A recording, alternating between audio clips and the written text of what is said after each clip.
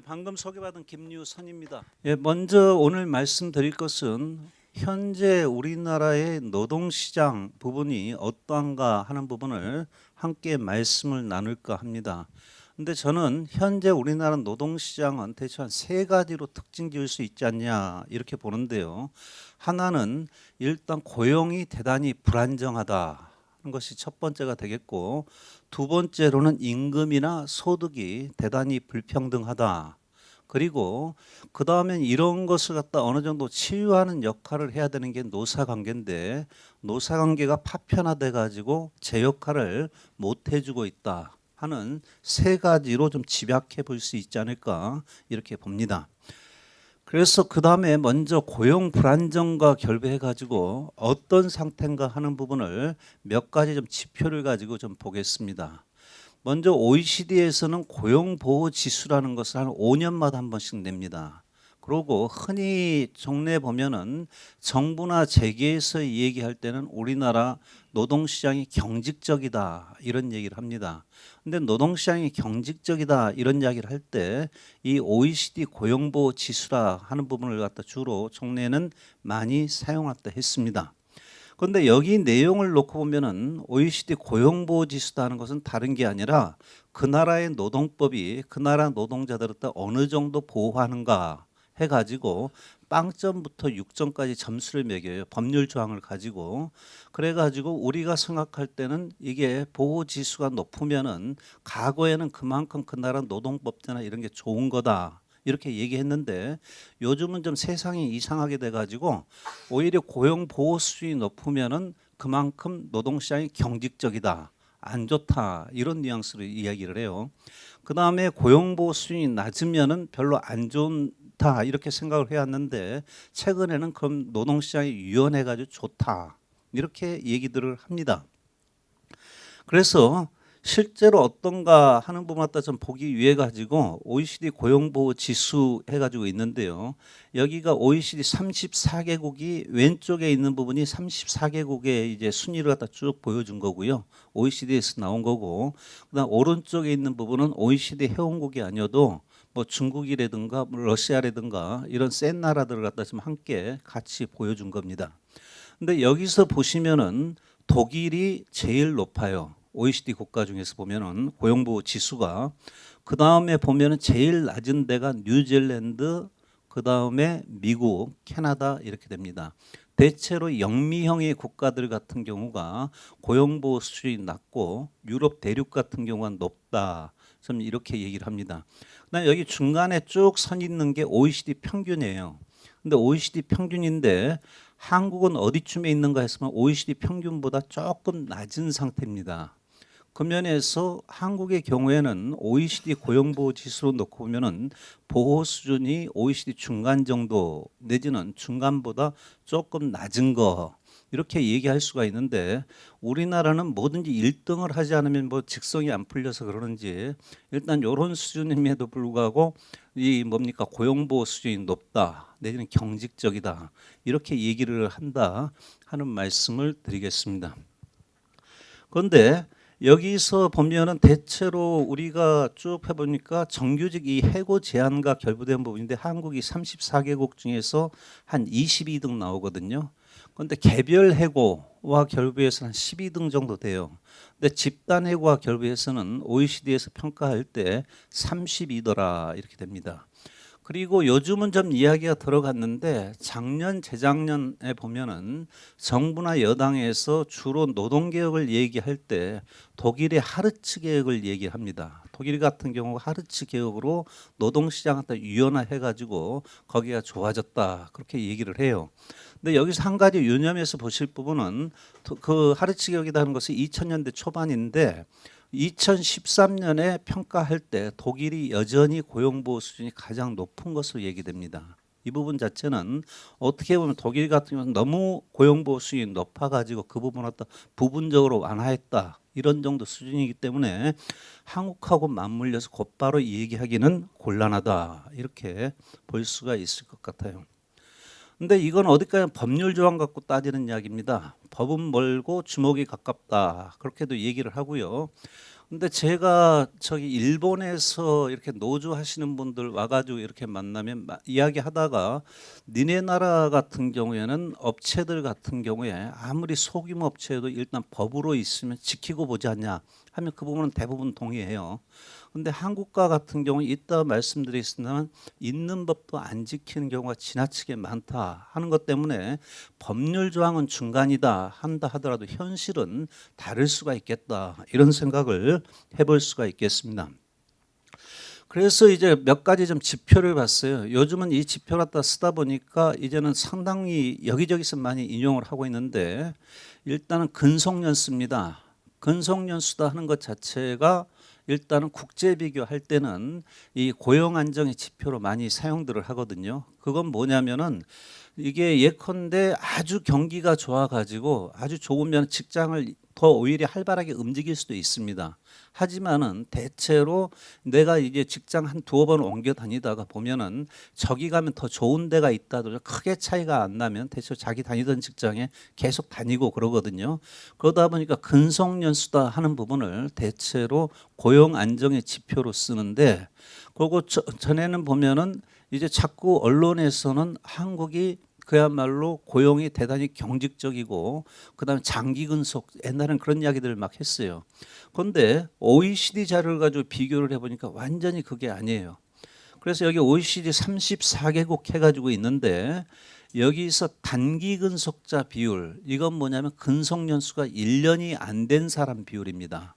근데 근속연수가 1년이 안 된 사람 비율을 뽑아 보니까 이게 한국, 칠레, 터키 세 나라가 제일 많아요.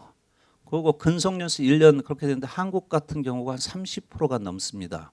이 이야기는 뭐냐면 전체 노동자의 3분의 1 가까이가 근속연수가 1년이 안 된다 하는 것은 당해년도에 새로의 직장에 처음으로 이렇게 발을 디뎠던가 그 해 직장을 옮겨갔다 이 이야기거든요.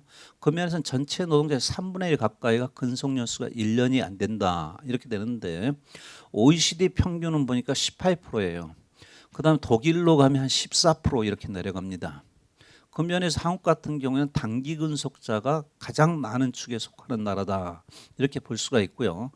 그 다음에 이제 장기 근속자는 어떤가 해가지고 보니까 유럽 나라들 같은 경우 보면 이태리, 포르투갈, 프랑스 뭐 해가지고 뭐 독일 해가지고 보니까 얘들은 전부 40%가 넘어요. 근속연수 10년 이상이. 근데 한국의 경우는 칠레하고 나란히 한 20% 해가지고 OECD 국가 중에서 장기 근속자가 가장 적은 나라 이렇게 됩니다. 그러다 보니까 과거에는 외국 사람들이 한국을 잘 모르니까 일본 옆에 있으니까 덩달아서 일본이 장기 근속의 나라니까 한국도 장기 근속의 나라 이렇게 하는 경우가 있었는데 최근에는 구체적인 팩트를 들여다보니까 전혀 다르다 해가지고 한국의 경우에는 아무리 봐도 제가 볼 때 이거는 단기 근속 정도가 아니라 초단기 근속의 나라다 이렇게 분류가 돼요. 어떻게 보면 이게 저도 이게 우리가 기마민족의 후예여가지고 이런 건지 도대체 그러고 한데 그야말로 초단기 근속의 나라면서 이것 자체 고용이 대단히 불안정하다 하는 것을 얘기해 주는 것이다 이렇게 볼 수가 있겠습니다. 그 다음에 하나를 더 보면은 이거예요. 노동부에서 고용보험을 갖다 운영을 하죠. 그러다 보니까 고용보험 통계를 집계를 갖다 합니다. 그런데 고용보험에 가입해 있는 사람이 대체로 2013년에 1157만 명이에요. 근데 여기 1157만 명이니까 여기서 빠지는 사람이 뭐냐면 공무원이나 교원의 경우에는 고용보험 가입 대상에서 빼놓고 있죠. 그거 한데 그러고 나니까 민간 부문에서 비정규직 중에서 일부가 여기 고용보험에 가입 갖다 못하는 경우들이 상당수가 있고 그거 빼고 나면 민간 부문에서 괜찮은 일자리는 대부분 다 망라돼 있다 이렇게 보시면 됩니다. 근데 1157만 명인데 1년 사이에 이직자가 고용보험 통계에서 잡고 있겠다 562만 명이에요. 그러다 보니까 한 48.5%가 직장을 또 옮긴 걸로 나와요. 아까 제가 말씀 통계보다 이건 더 심하잖아요. 그런데 요거는 저거는 있습니다. 한 사람이 두 번, 세 번 옮긴 경우 그걸 갖다 각각을 다 카운트를 해요. 그러니까 이게 더 높아질 수밖에 없는 측면이 있는데 그럼에도 불구하고 앞서 봤던 통계가 아까 그거는 통계청 경제활동 인구 가지고 본 건데 거의 뭐 가장되거나 이런 게 전혀 아니다 하는 말씀을 드리겠는데요. 여기서 보면은 한 저기 562만 명인데 여기서 보면은 자발적으로 이직하는 분들이 있고요. 그냥 알아서 직장 떠나는 분도 있고 한데 비자발적 이직자로 집계하는 게 222만 명입니다. 그래가지고 한 40% 정도. 근데 비자발적 이직자가 222만 명인데 그 속사정을 보니까 회사의 경영사정으로 그만두는 게 112만 명. 그런데 구체적으로 정리해고까지 뭐 절차까지 들어가기 앞서 가지고 회사가 어렵다 하면 알아서 떠나는 사람들도 있고요. 또 내지는 이제 희망퇴직이라든가 뭐 이런 거 등등 해가지고 도중에 그만두거나 이런 분들까지 해가지고 112만 명 이렇게 잡히고 그다음 기간 만료 이게 기간제죠. 뭐 1년, 2년 계약 기간 만료를 갖다 이유로 해서 그만둔 거 그 부분이 한 98만 명 이렇게 됩니다. 근데 여기서 보시면은 정년 퇴직자는 3만 명밖에 안 나와요. 이게 물론 이제 공무원이나 이 경우는 다르겠으나 여기 민간 부문에서 같은 경우는 3만 명밖에 안 나오더라 하는 부분하다 볼 수가 있겠고 그 다음에 하나는 작년에 한참 임금 피크제 해가지고 막 그러지 않았습니까? 그런데 임금 피크제 막 그러고 했는데 여기 정년퇴직에서 연령별로 보시면은 60대 이상은 12,000명. 뭐 작년에 임금 피크제 얘기하는 것은 50대 후반에서 이제 정년 60세로 늘어난다. 그러니까 그 경우에 뭐 그랬는데 실제 인원은 50대 같은 19,000명밖에 안 나와요. 도중에 중간에 이미 50대 초반에 알아서 직장 다 옮기거나 막 거의 이렇게 이루어지고 있다 하는 말씀을 드리겠고 그 다음에 하나는 보면 사업장 규모가 있는데 사업장 규모를 놓고 보면은 이직률 같은 경우가 대기업이 조금 좀 적죠. 그리고 5인 미만 이런 데가 더 높고 근데 대기업 같은 경우도 300인 이상도 한 35.4% 정도가 나옵니다. 근데 그 중에 보면은 그 옆에 비자발적 이직자 비율을 놓고 보면은 대기업이든 중소기업이든 할 것 없이 거의 한 40% 가까이 나와요. 그거 한데 기간 만료를 놓고 보면은 여기 뭡니까? 그러니까 중소기업 같은 경우에는 기간 만료 비중이 좀 적고 대기업 같은 경우 만료 비중이 상당히 높아요. 이건 뭐냐? 대기업 같은 경우가 기간제나 이런 비정규직을 많이 사용하고 있다 하는 말씀이고 영세업체 같은 경우에는 회사 사정이 어렵다 하면 알아서 그냥 나가버리거나 이런 경우가 많다 하는 것을 이 통계가 보여준다 하는 말씀을 드리겠습니다. 지금까지는 이제 이직자 이거고요. 그다음에 우리 사회 이제 비정규직 문제가 계속 얘기가 되죠. 그래서 비정규직 부분하고 좀 간단하게 살펴보겠는데 여기 노동사회라고 하는 데는 제가 있는 연구소입니다. 정부에서 내놓고 있는 통계 같은 경우가 여기 600만 명 비정규직 이렇게 내놓는 거고 저희 연구소에서 내놓는 게 839만 명 이렇게 내놓습니다. 근데 제가 이게 참 처음에는 이렇게까지 오래 갈 줄 몰랐는데 벌써 한 15년째 정부하고는 다른 통계 계속 지금 매년 2번씩 내고 있습니다. 그거 한데 제가 볼 때는 도저히 정부에서 내는 거에 대해서 납득하기 어렵다. 그렇게 봐가지고 그렇게 하는데요.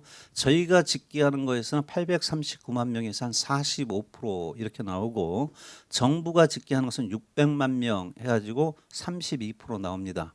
그럼 이 차이가 어디서 비롯되느냐? 다른 거 없어요. 우리 사회에서 임시직, 일용직 하면 누가 봐도 그건 비정규직 이렇게 전통적으로 해왔죠. 근데 정부 통계에서는 임시직이나 일용직 중에 한 절반 정도를 정규직으로 분류합니다.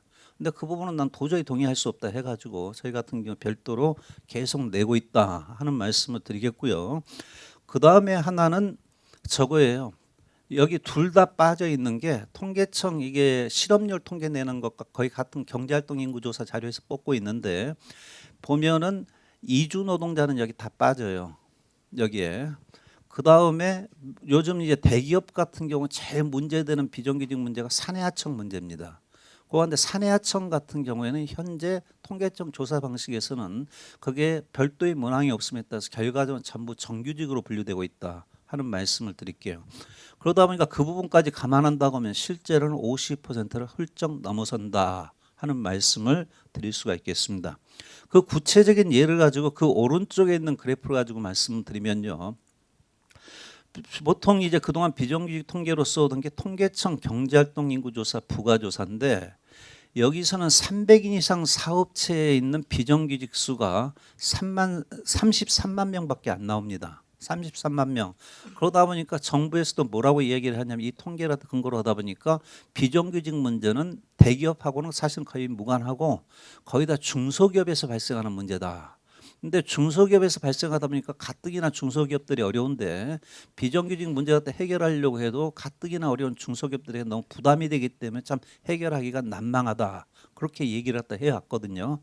그런 말 듣고 보면 참 깝깝합니다. 그러지 않아도 가뜩이나 중소기업 어렵다는데 그런데 최근에 보면 작년 재작년 해가지고 노동부가 고용형태 공시제를 하고 있어요. 이건 뭐냐면 2012년 대선 때 여야 모두 공약으로 해가지고 이 민간 부문 같은 경우에 그 회사에 있는 정규직 비정규직 현황을 매년 공표하게 함으로써 부끄러움을 알게 해가지고 좀 고치도록 하자 하는 거에서 고용형태 공시제가 시행이 됐는데 요건 노동부가 300인 이상 기업체는 전수조사합니다. 그리고 한데 거기서 딱 잡혀 나오는 게 180만 명이 이렇게 나와요. 이거는 이따 이게 어디서 이렇게 차이가 나는가 하는 부분 다시 말씀을 드리겠습니다만 노동부 조사가 전수조사이기 때문에 거의 노동부께 맞다고 볼 수밖에 없는 것 아니냐 이렇게 되니까 이게 한 180만 명 이렇게 됩니다. 그런데 이 중에 직접 고용이 한 90만 명, 그다음 간접 고용 사내하청이 한 92만 명 하는데 앞서 이제 통계청 자료에서는 사내하청이 대부분 정규직으로 분류된다고 말씀드렸죠. 그 부분이 있고 그래도 33만 명하고 90만 명 차이 나는 것은 이따 말씀드리겠습니다만 사업체 조사냐 기업체 조사냐 하는 차이에서 비롯되는 것이 있다 하는 말씀을 드리겠습니다. 그리고 이제 구체적으로 비정규직의 구체적인 이제 내용들을 좀 살펴보겠는데요. 먼저 직접 고용 비정규직 중에서 우리나라의 경우에 제일 많은 게 기간제입니다. 보면은 다른 나라 같은 대체로 파트타임이 비정규직 대부분이다 이렇게 얘기도 하는데 우리는 기간제가 제일 많아요. 그래서 과거 참여정부 때 비정규직 보호법이다 하는 것을 만들었는데 그게 사실은 기간제 보호법입니다. 기간제로 한정된 건데 근데 여기 그래프에서 보시면요. 이게 2005년 8월에 한 18%까지 올라갔어요. 그랬다가 2008년 3월 되면은 한 14%까지 줄어듭니다. 바로 요때쯤에 기간제 보호법이 시행됐거든요. 그 전부터 막 논란되다가 그러고 나서 그 이후에 쭉 보면 지금 한 14 내지 한 15%입니다. 근데 잠깐 2009년 8월에 보면 17%까지 올라갔어요. 이 17% 올라간 건 다른 게 아니라 2009년 8월이면 글로벌 위기 때죠. 이때 희망 근로들 많이 했거든요. 근데 희망 근로 하면 그것도 통계상으로는 기간제로 잡힙니다. 뭐 한 달, 두 달 이렇게 기간 정해가지고 하는 거니까. 그래서 일시적으로 올라간 건데 여기서 일단 기간제 보호법이 시행된 것을 전후해가지고 보면은 저희 나름대로 평가한다면은 한 18%까지 올라갔던 것을 한 14%대로 한 4% 정도 다운시킨 효과는 분명히 있었다. 이렇게 보이고요. 그런데 그럼에도 불구하고 14 내지 15% 선에서 거의 고착돼 있거든요. 요거는 기간제 보호법의 성과와 더불어서 한계도 함께 얘기해 주는 거다 이렇게 봅니다. 그 말씀은 뭐냐면 2년 되기 전에 그만두게 하면 계속 사람 바꿔치기 할 수가 있죠. 돌려막기라도 할 수 있게끔 그렇게 허용을 하고 있고 거기다 시행령에서 보면 각종 예외 조항을 둬가지고 여러 가지로 그냥 계속 쓸 수 있게끔 이렇게 허용하고 있는 부분이 있고 그러다 보니까 14 내지 15% 선에서 고착화되어 있다 이렇게 보이고요.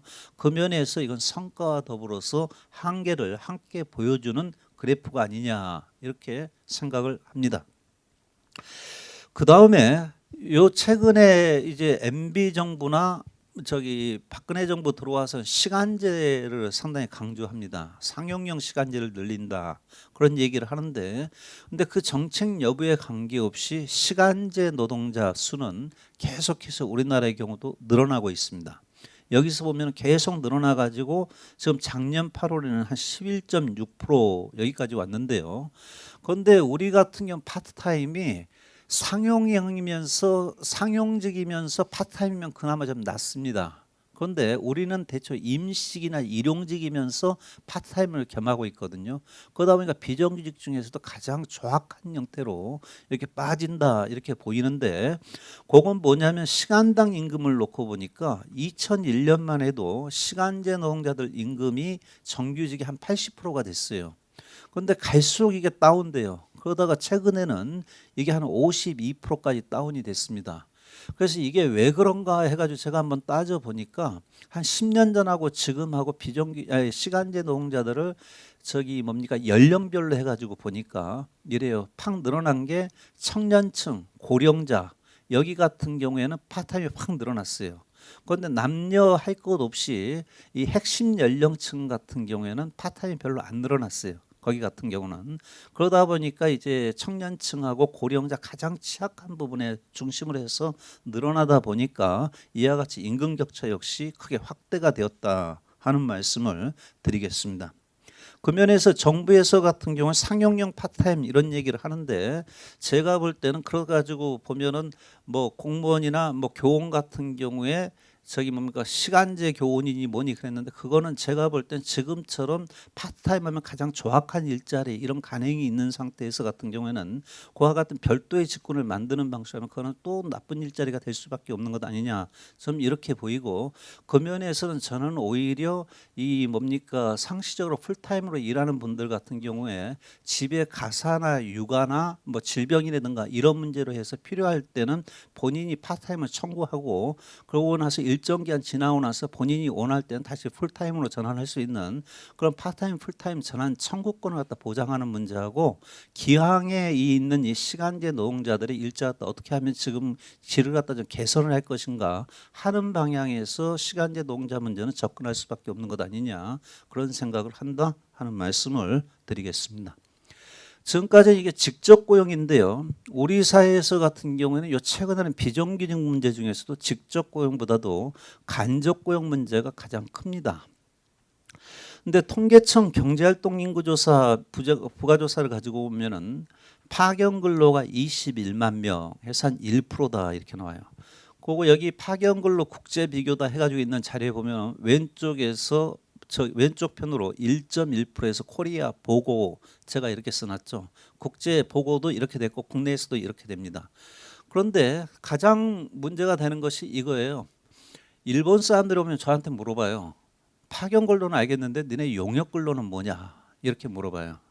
이게 뭐냐면은 애초에는 저겁니다. 용역 근로가 파견 근로법이 허용된 게 98년에 허용됐는데 그 전에도 청소나 경비 같은 업무는 별도로 허용이 됐었거든요. 그리고 그 당시에도 그 부분은 거의 용역 이렇게 불렀어요. 그러다 보니까 이 파견법을 갖다 시행하고 나서 이 통계 갖다 작성할 때 같은 경우에 종래부터 허용하던 거하고 구분짓는 의미에서 파견 용역 이런 정도로 했거든요. 이 설문지 문항에. 그런데 구체적으로 설문지 문항에서는 어떻게 되냐면 이거예요. 지난주에 당신이 일해가지고 어디서 월급을 받았느냐. 1. 회사 2. 파견업체 3. 용역업체 이래요. 내가 월급을 어디서 받았느냐 해가지고 파견업체 동그라면 파견 근로자가 되는 거고, 용역업체 동그라면 용역 근로자가 됩니다. 근데 대체로 파견업체하고 용역업체가 같이 겸하고 있는 데들이 많거든요. 그 현장에서 올 때 같은 대부분 용역해요. 그러다 보니까 파견에 비해서 항상 용역의 동그라미가 많이 나옵니다. 근데 실제 내용을 보면은 파견하고 용역하고 전혀 구분할 이유가 하나도 없다 이렇게 보이고, 그 다음에 실제 그 설문지 문항을 가지고 보면 저렇게 돼요. 지금 파견법에서 청소나 경비까지도 다 파견 대상으로 해놨거든요. 그리고 한데 설문지에서 청소나 경비하는 분들 같은 거 보면은 똑같이 나와요. 파견에 한 1 정도 응답을 했으면 용역에 한 4 정도 응답을 해요. 이게 그거는 이제 그야말로 파견이나 용역이나 구분 자체가 불분명한 상태에서 설문지에서 그렇게 물어보니까 거기다 동그라미 한 걸 그대로 파견 용역 이렇게 하고 있는 것뿐이다 이렇게 보입니다. 그 면에서 파견하고 용역하고를 묶으면은 한 87만 명 4.5%가 나옵니다. 그래서 국제 비교를 해보니까 슬로베니아만 우리보다 높고 우리가 그 다음에요. 이게 파견 용역 합치면은. 그 다음에 하나는 또 문제가 앞서 말씀드렸던 것처럼 사내하청이라는 부분이 대부분 불법 파견이거든요.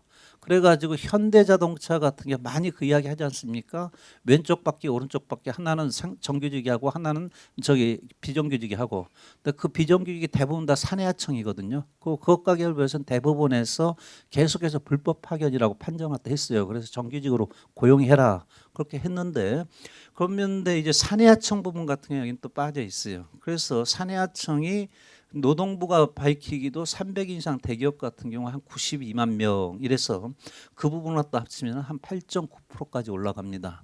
그 면에서 전체 노동자 한 10명 중에 1명 정도 가까이가 사실은 간접 고용이다. 이거는 내 사용자가 누군지 자체가 불분명한 거예요. 그거 그러고 한데 그 면에서 같은 경우 한국 같은 경우가 간접 고용 내지는 불법 파견 근로가 지나치게 많이 좀 남용되고 있다. 이렇게 볼 수가 있겠습니다. 지금까지는 고용 불안정 이거 가지고 말씀을 드렸는데요. 그 다음에 임금 내지는 이제 소득 불평등 이거 가지고 말씀을 드릴게요. 보면은 여기 그래프에서 보시면은 외환위기 전까지는 실질 임금 인상률하고 실질 노동 생산성하고 이 추이가 거의 비슷하게 옵니다. 종래 보면은 경총에서 그랬거든요. 90년대 보면은 노동계에서 임금 인상 요구를 너무 과하게 하지 말라. 그러면서 생산성 내지는 성장에 상응하는 임금 인상 이렇게 했어요. 그런데 노동계는 그것보다 이제 더 인상 요구를 할 때 같은 경우에는 그렇게만 해가지고 분배 구조가 개선되지 않는다. 플러스 알파가 있어야 된다. 이런 논리였는데 여기 90년대까지 쭉 보면은 지나고 나서 보니까 조금 생산성에 못 미치는 임금 인상이 이루어져 온 겁니다. 그 면에서 조금 그 당시에도 생산성에는 못 미쳤는데 그럼에도 불구하고 그 당시에 상당히 좀 근접했다. 이렇게 볼 수가 있는데요. 여기 그래프에서 보시면 외환위기 이후부터 보면 그 격차가 확 벌어지기 시작합니다. 이게 그러고 외환위기 이후에 벌어지다가 2008년 글로벌 위기, 그런데 2008년 글로벌 위기가 대체 유럽이나 미국 쪽에는 상당히 타격이 갔는데 한국에는 그렇게 타격이 많이 오지는 않았거든요. 그래서 저는 그 당시 그게 MB 정부 들어서는 거하고 거의 시점도 맞고 해서 MB 효과 아니냐 또 이렇게까지도 보는데, 일단 2008년 글로벌 위기 이후로 보면 임금 인상 자체는 거의 제자리 걸음이에요. 실질 임금이. 그래서 이 부분을 한국은행에서도 뭐라고 얘기를 하고 있냐면은 고용 없는 성장 이전에 한국 같은 게 현재 임금 없는 성장이다. 이렇게 얘기를 했거든요. 근데 이렇게 임금 없는 성장이 이루어진 것은 두 가지 측면이 있습니다. 하나는 기존의 일자를 갖다 비정규직이나 이런 값싼 일자로 자꾸 대체해 버리니까 다운되는 게 하나가 있을 거고요. 그 다음에 조금 이따 말씀드리겠습니다만 정규직의 경우에도 이 성장에 못 미치는 임금 인상이 이루어진 거, 이런 부분이 맞물려서다 하는 말씀을 드리겠습니다. 보면은 이렇게 성장에 못 미치는 임금 인상 하면은 이것과 결부해서 저런 이야기를 해요. 이게 한국에만 있는 현상이 아니다. 다른 나라에서도 많이 나타나는 현상이다. 그렇게 얘기하는데 여기 있는 이 표가 금연에서 이제 IMF 국제통화기금에서 내놓은 자료입니다. 실제로 그렇긴 한데 보시면 맨 오른쪽 위가 코리아죠. 한국보다 더 격차가 큰 나라가 없어요. 다른 나라의 경우에는 그래도 많이 따라오든가 조금 벌어지거나 하는데 한국의 경우에는 가장 이 격차가 많이 벌어지고 있다 하는 부분을 한눈에 볼 수가 있겠습니다. 그 다음에 이제 조금 전에 이렇게 격차가 벌어진다 했는데 제가 정규직도 성장에 못 미치는 임금 인상이다 그런 말씀을 드렸거든요. 근데 여기서 보면은 이제 성장률이 대체로 2000년부터 2014년까지 한 15년 동안을 놓고 보니까 연간 평균하면 4.4%가 나옵니다. 그 다음에 이제 실질 임금 인상률하고 비교를 해야 될 것 같아서 먼저 우리나라에서 이제 노동부가 임금 통계를 갖다 내놔요. 근데 노동부가 내놓는 통계는 유의해서 보셔야 될 게 전체 노동자 아니라 상용직 임금입니다. 그러니까 일종의 정규직으로 볼 수가 있는데 그래서 10인 이상 상용직 아니면 5인 이상 상용직 이렇게 되는데 그 인상률을 15년 동안 평균하니까 한 2.5 내지 2.6% 이렇게 나옵니다. 그 면에서 예컨대 이 10인 이상 상용직 이런 부분한테 정규직 이렇게도 볼 수가 있는데 여기 같은 경우도 인상률을 보니까 성장에 상당히 못 미치는 수준에서 임금 인상이 이루어졌다 하는 부분을 볼 수가 있겠는데요. 근데 문제는 비정규직 임금까지 함께 봐야 될 거 아닙니까? 그 면에서 여기 한국은행 피용자다 하는 것은 한국은행 국민소득 통계를 보면은 전체적으로 임금이나 뭐 일당이나 뭐 이런 걸로 해서 나간 부분을 전부 다 피용자 보수 총액 해가지고 액수를 집계해서 발표를 했다 합니다. 그리고 그걸 갖다가 전체 노동자 수로 나누면 1인당 임금이 되겠죠. 전체.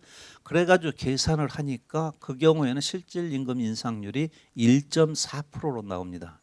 그래가지고 어느 것을 놓고 보나 실질 임금 인상률이 전체로 하면 1.4, 정규직으로 하면 한 2.6 해가지고 이렇게 차이가 나는데 전체적으로 성장에 못 미치는 임금 인상이 이루어졌다. 그 정규직의 경우에도 못 미치는 임금 인상이 이루어졌다 하는 부분을 볼 수가 있겠습니다. 이렇게 되니까 노동소득 분배율이 하락합니다. 근데 제가 여기 노동소득 분배율 줄을 갖다 몇 개 그려놨죠. 맨 밑에 있는 게 한국은행에서 발표하고 있는 노동소득 분배율입니다. 근데 한국은행에서 발표하는 건 저거예요. 임금으로 나간 것들, 봉급으로 나간 거, 그걸 다 합친 겁니다. 그리고 한데 외환위기 직전이 60%를 조금 넘어섰다가 그 다음에 떨어졌다가 최근에가 거의 외환위기 당시 수준 정도로 와 있어요. 96년하고 2014년 비교하면은 0.2%포인트 증가한 거 그렇게 되는데 그러니까 노동소득 분배율이 악화된 것은 아니다. 이렇게 얘기하는 경우가 있는데 그건 아닌 게 이게 97년 같으면 노동자 수가 한 1,300만입니다. 근데 지금은 한 1,900만이에요. 이게. 그러니까 사람 수는 엄청나게 늘었는데 가져가는 몫은 비율은 똑같다 이렇게 보시면 되겠고 맨 위에 있는 건 저거예요. 자영업자들도 결국은 노동해서 벌어가는 소득이 있지 않냐. 저기 영업소득 측면도 있지만은 그래서 이걸 어떻게 할 거냐 해가지고 하니까 OECD에서 하는 방식이 맨 위에 있는 건데 그건 뭐냐면 자영업자들 같은 경우에도 임금 노동자들하고 똑같은 정도의 임금은 받는 걸로 해가지고 계산했다 한 거예요. 그런데 그러고 나니까 우리 같은 경우 엄청나게 올라갔다 내려오잖아요. 그리고 실제로 따져보면 우리나라 같은 경우에 자영업자들 평균 소득이 임금 노동자들 평균 임금보다 훨씬 못 미칩니다. 최근에는. 그러다 보니까 이게 가대평가됐다 해가지고 중간에 있는 부분은 다른 방식으로 추계한 건데 두 가지 어떤 것을 놓고 보나 상당히 많은 포인트가 감소했다 하는 부분을 볼 수가 있겠습니다. 그러고 나면은 제가 볼 때는 이렇게 전체적으로 노동자들 몫이 줄어들면은 그게 노동자들 내부에서 불평등의 확대로 기결될 수밖에 없어요. 그건 뭐냐면은 전체적으로 몫이 줄어드는 상태에서 그나마 노동자들 내부에서 저기 어느 정도 교섭력이 있거나 힘 있는 부분은 그나마 덜 밀리는 거죠. 그런데 그거에 비해서 힘없는 부분 같은 속수무책으로 밀리게 된다. 해가지고 그러다 보니까 노동자들 내부에서 격차가 벌어질 수밖에 없다 이렇게 봅니다. 그래서 여기 임금 불평등 해가지고 보면은 종래는 불평등이다 할 때 지표를 뭐 진위계 순위 했는데 꼭 계산하기도 복잡할 뿐만 아니라 뭔 뜻인지 잘 몰라요. 숫자가 좀 더 크면은 나쁜 거다 그것 말고는. 그러다 보니까 요즘은 뭘 하냐면은 맨 저기 임금 갖다 쭉 순서대로 해가지고 밑에서 10% 있는 사람이 임금, 위에서 10% 있는 사람이 임금 이게 몇 배 차이 나냐 요거 가지고 대체로 좀 지표를 씁니다. 그래서 임금 불평등 해가지고 제가 D9 나누기 D1 해놨는데 그 부분이 그런 말씀이다 하겠는데요. OECD 자료를 가지고 보니까 미국이 5.1배 해서 제일 높습니다. 그 다음에 이스라엘, 터키, 한국 해서 한국이 4등으로 나와요. 근데 제가 볼 때는 1등입니다. 그건 뭐냐면요. 이게 노동부가 보고했는데 노동부가 보고한 건 아까 말씀드린 것처럼 5인 이상 사업자 상용직들 임금 있죠. 그거 가지고 보고한 거예요. 이게. 근데 제가 이제 통계청 경제활동 인구조사 가지고 그거 가지고 계산하면 한 5.2배, 5.3배 이렇게 나옵니다. 그 면에서는 실제 같은 경우에는 한국이 가장 높은데 자연 한국이 뭐 어느 지표를 가지고 보나 상당히 불평등이 심하다 이렇게 볼 수가 있겠고요. 그다음 불평등이 심하면 저임금 계층 비중이 높습니다. 이 저임금 계층 비중이라는 것은 절대적으로 할 때 같으면 뭐 1달러가 안 되는 사람, 2달러가 안 되는 사람, 아프리카 같은 데는 그렇게도 하는데 우리 같은 경우는 그런 거하고는 좀 거리가 멀잖아요. 그다음에 저임금 계층이다 하면 저걸로 따져요. 노동자들 임금의 중간값의 3분의 2가 안 되면은 그거는 이제 저임금 계층 이렇게 그냥 통계상 분류합니다. 그러다 보니까 그 나라 노동자들 내부적으로 임금 불평등이 심하면 그만큼 저임금 계층이 많아질 수밖에 없어요. 그렇게 되는데 여기 한국과 같은 경우가 아주 OECD 통계 나올 때마다 불변으로 나오는 게 미국하고 한국이 제일 저임금 계층이 많은 나라로 나옵니다. 근데 여기 한번 자료 갖다 보시면은 벨기에는 6%, 우리는 25% 이런데요. 핀란드 9%, 9.2% 뭐 해가지고 대체로 좋은 나라다 하는 데 같은 경우는 저임금 계층 비중이 상당히 작다 하는 말씀을 드리겠습니다. 그 다음에 보면은 요새 이제 사업체 규모 대기업이냐 중소형사업체냐 그 다음에 정규직이냐 비정규직이냐 그거에 따라서 임금 격차가 상당히 커요.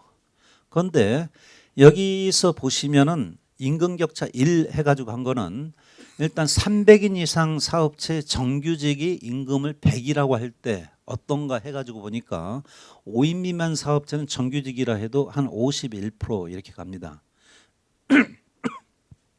그다음에 같은 300인 이상이라 해도 저기 정규직을 100으로 할 때 비정규직이 51 이렇게 가요. 그러다 보니까 5인 미만 사업체 비정규직으로 가면 한 29% 이렇게 갑니다. 제가 볼 때는 이거는 고용 형태에 따른 차별 내지는 차이, 이것과 더불어서 정규직이냐 비정규직이냐에 따른 차이 내지는 차별, 이 부분이 중첩되어 있다 이렇게 볼 수밖에 없거든요. 그런데 종래에 저런 이야기를 해요. 과거 저기 노무현 대통령께서 같은 경우에도 그런 이야기를 했는데 뭐 비정규직 문제는 중소기업으로 가면은 정규직이고 비정규직이고 할 것 없이 다 서로 어렵기 때문에 뭐 거기 비정규직이고 뭐고 할 것도 없는 것 아니냐 이런 이야기를 해요. 근데 제가 보기엔 그건 아닙니다. 여기 임금 격차 2 했는데 여기서 각 사업장 규모에서 정규직 임금을 100이라고 할 때 비정규직 같은 경우 대체로 한 57에서 한 60 해가지고 일사불란하게 격차가 있습니다. 그 면에서 사업체 규모에 따른 차별, 그다음에 고용 형태에 따른 차별, 이 부분이 뚜렷하게 중첩되어 있다 이렇게 볼 수가 있을 것 같아요. 그 다음에 또 이런 이야기를 하니까 어떤 친구는 이게 고용 형태에 따른 차이가 중요하냐, 뭐 사업체 규모에 따른 차이가 크냐, 뭐 이런 이야기도 하고 그러는데 저는 그거는 뭐 어느 게 더 크냐 따질 것 없이 중첩되어 있다 이렇게 봐야 되는 것 아니냐 그런 생각을 합니다. 그래서 이제 다른 걸 보니까 최저임금 미달자 비율을 보면은 정규직 같은 경우에는 5인 미만 사업체로 한 6% 정도 나와요. 근데 비정규직 같은 경우에는 300인 이상 사업체도 한 13% 가까이가 나오거든요. 그리고 국민연금 가입률을 놓고 보면은 이 5인 미만 사업체도 정규직 하면 한 87% 정도는 가입이 돼 있습니다. 근데 비정규직의 경우에는 이게 300인 이상 사업체의 경우에도 한 65%밖에 안 되더라. 그 면에서 이제 이 항목에 따라서 어떤 부분이 더 강하게 부각되기도 하고 그러긴 하는데 자우장 이에 따른 차이나 차별이 좀 상당히 심하다 하는 말씀을 드리겠습니다. 지금까지 이렇게 됐는데 요즘은 이제 사내유보금 이런 얘기를 많이 하죠. 근데 저도 처음엔 이 통계를 보고 좀 깜짝 놀랐습니다. 보면은 아까 제가 말씀드릴 때 저런 이야기 했죠. 글로벌 위기 이후에 2009년부터 보니까 쭉 실질 임금 거의 한 푼도 안 올랐다 그런 말씀을 했잖아요. 그러면 나머지 성장의 가시는 다 어디로 갔나 이게 의문이 생겼는데 요 그래프를 보니까 딱 풀립니다. 2009년부터 2013년까지 4년 사이에 다른 거 다 말고 10대 재벌들이 사내 유보금만 계산해 보니까 288조 원에서 522조 원으로 234조 원이 증가한 걸로 나옵니다. 이거는 그렇게 되고요. 그 다음에 전에는 이제 정부에서 얘기할 때 기업이 뭐 좀 잘 돼야 투자라도 할 것 아니냐 이런 이야기를 계속 했어요. 그런데 234조 원이나 이렇게 늘었는데 가뜩이나 그러지 않아도 엄청나게 돈 많은 재벌들이 한 234조, 저 288조 갖고 있을 때 엄청나게 많다 했는데 한 4년 만에 거의 배로 불어났단 말이에요. 그런데 실물 투자액은 오히려 줄어들었더라 이렇게 나와요. 이걸 보면은 여기서 상당히 많은 함의를 끌어낼 수가 있겠다 이렇게 보이는데, 함의 첫 번째는 중소영세업체 비정규직, 그 다음에 골목 상권, 또는 이제 하도급 단가 후려치기 뭐 등등 해가지고 걷어들인 초과 이윤이 거의 몇몇 재벌에게 거의 그대로 집중되는 이런 빨대 구조가 형성돼 버린 것 아니냐, 한국 사회 같은 경우에 그 부분을 하나 생각을 해볼 수가 있겠다 이렇게 보이고요. 그다음에 두 번째로는 다수 국민이 소비 여력을 상실하고 안팎의 경제 환경이 불확실한 상태에서는 현재는 재벌 기업들도 사실상 투자할 곳을 찾지 못하고 있는 것을 그대로 반영하는 것 아니냐 이렇게 보이고요. 그다음 세 번째는 그런다고 하면은 법률로 강제하든가 아니면은 스스로가 판단할 때 돈벌이가 된다고 판단하지 않는 한은 재벌들이 투자를 확대하거나 알아서 일자리를 늘리지는 않을 것 아니냐. 일단 이런 판단을 해볼 수가 있겠습니다. 그러다 보니까 정부에서는 대체로 얘기할 때 정규직 가보 이걸 근거로 해서 노동개혁 이렇게 얘기하는데, 그 이전에 재벌 가보 여기서 1차적인 문제를 찾아야 되는 것 아니냐 하는 판단을 하게 되더라 하는 말씀을 드리겠습니다. 지금까지는 이제 임금 불평등 이렇게 말씀을 드렸는데요. 그 다음에 세 번째로는 이제 노사관계가 파편화돼 가지고 제 역할을 못 하고 있는 것, 그 부분입니다. 여기 월드뱅크가 세계은행이고요. OECD, ILO가 국제노동기구입니다. 근데 세 기구가 2000년대 초반에 거의 비슷한 연구를 동시에 수행했다 했어요. 그게 뭐냐면은 각국의 노사관계가 좀 서로 다 다른데 각국의 노사관계가 그 나라의 국가 경쟁력에 어떠한 영향을 미치는가, 거기에 노사관계학자들은 상당히 관심사거든요. 그래서 분석을 갖다 해보니까 잘 뚜렷한 결론이 안 나온다. 다른 거는. 근데 딱 한 가지 부분과 결부해서 세 기구가 똑같이 이거는 상당히 로부스트하다, 상당히 이거 강건하다 해가지고 결론들 갖다 냈는데요. 요겁니다. 노조 조직률이 높을수록 임금 불평등이 낮다. 그다음 단체별 적용률이 높을수록 임금 불평등이 낮다. 그다음 임금 교섭 집중도, 그러니까 기업 단위에서 안 하고 산업이나 전국 중앙 단위에서 교섭을 하거나 또는 이제 상하 조직 간의 조정이 원활한 경우에는 임금 불평등이 낮다. 이 부분은 세 기구가 똑같이 이건 뭐 아주 강건한 결론이다 해가지고 내놓습니다. 그런데 이제 그러면 실제로 우리는 어떤가 해가지고 보면은 여기 그래프에서 파란색입니까 보라색입니까? 이 부분은 노조 조직률이에요. 그러니까 노조 조직률이 높은 데부터 쫙 밑으로 내려오게 해놨습니다. 그런데 여기서 보시면 노조 조직률이 50%가 넘는 나라가 몇 나라 안 돼요. 노조 조직률이 50% 넘는 나라가 아이슬란드, 덴마크, 스웨덴, 핀란드, 노르웨이, 벨기에 이렇게 되는데 대체로 우리가 복지국가라고 하는 나라들이죠. 그런데 이 나라들에서 노조 조직률이 이렇게 높은 이유는 저걸로 얘기를 합니다. 보면은 거기는 겐트 시스템이라는 게 있어요. 그건 뭐냐면은 우리 같은 실업보험이 있지 않습니까? 거기 같은 실업보험을 하다 돈을 갖다 걷는 거는 정부가 걷되 그 관리 운영은 노조가 해요. 그러다 보니까 덴마크 사람 왔을 때도 물어보면 니네 나라 사람들은 왜 노조에 가입하냐고 물어보면 실직됐을 때 보호받기 위해서 그렇게 얘기를 하거든요. 그러다 보니까 얘네들 같은 경우는 높고 다른 나라의 경우에는 전반적으로 조직률이 50%는 안 됩니다. 근데 쭉 보다 보면은 오른쪽에 오다 보면은 제일 낮은 나라가 터키, 그 다음에 에스토니아, 프랑스, 한국 해가지고 한국이 34개국 중에서 31등이에요. 노조 조직률이.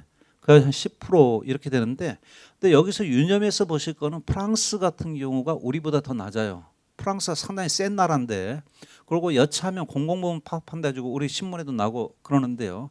근데 얘네들은 그겁니다. 노총이 5개여가지고 여기는 노조에 가입한다 할 때는 우리로 따지면 거의 간부 내지 활동가 수준이에요. 그리고 저 조직과 정치적인 이념을 같이 한다. 이런 차원이에요. 그렇게 되고 하는데 저기 가입은 그렇게 하는데 파업할 때는 노조 조합원이 아니고 다 나오거든요. 그건 뭐냐면 걔들은 헌법상의 노동권을 뭐로 해석하냐면 노동자 개인의 권리로 해석을 해요. 그러다 보니까 공공부문 파업이니 뭐니 하면 그냥 다 나오는 게 그런 형태인데요. 근데 여기 보면 프랑스의 경우에는 조직률은 그래서 우리보다 낮은데 단체 배악적률은 95%예요. 이건 뭐냐면요. 얘네들 같은 경우에는 우리나라 노동부하고는 사고방식이 좀 다른 것 같아요. 보면은 저기 프랑스에서는 생각할 때 뭐냐면 같은 노동자들이 누구는 노동조합에 가입해 있고 누구는 가입해 있지 않다고 해가지고 단체벽이나 근로조건 자체가 차이가 난다고 하면은 그건 절대로 사회적으로 바람직하지 못한 결과가 나올 수밖에 없다. 이래가지고 꼭 우리나라 같은 최저임금 같은 경우 노조 가입 여부에 관계없이 지금 법정 최저임금 다 적용되지 않습니까? 근데 그것처럼 해당 산업 단위에서 단체벽이 맺어지면은 그걸 갖다 노동부가 판단하는 특별한 이유가 없으면 그분한테 해당 산업에 다 적용시켜 버리는 거예요. 그러다 보니까 현재 단체 배악 적용률이 95%고 그러면서 임금 불평등이 낮다 이렇게 봅니다. 그다음에 여기다가는 저희 그래프는 안 그려놨는데 임금 교섭 집중도 우리나라는 지금도 대부분 기업 단위에서 하죠. 이게 그래서 OECD에서 가장 낮은 나라로 평가해요. 상하 조직 간에 조정도 잘 안 되는 나라 이렇게 평가하는데 그러다 보니까 임금 불평등이 낮습니다. 아니 높습니다.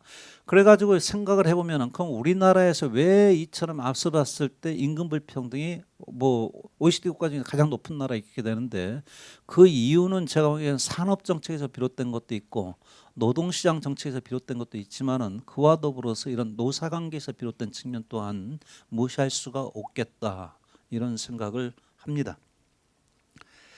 그 다음에 가서 요 최근에 보면은 이제 요새는 노조가 옛날보다 상당히 힘이 약해졌어요.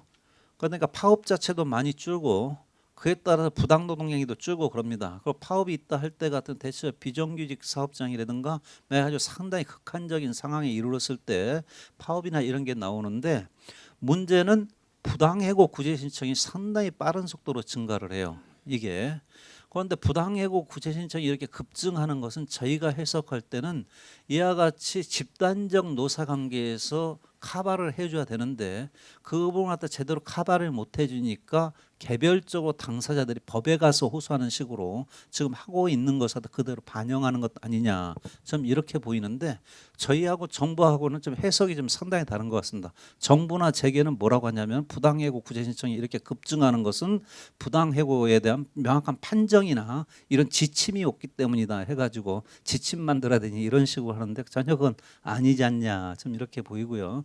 근데 최근에 와서 이 부당해고 구제 신청이나 이런 부분이 급증하는 것은 그 법에 가서 자꾸 호소하는 것은 그만큼 노사관계가 한쪽으로 끼울고 집단적 노사관계가 제대로 작동하지 않고 있기 때문으로 해석할 수밖에 없지 않겠냐 이렇게 보입니다. 요건 어딜 것 같아요?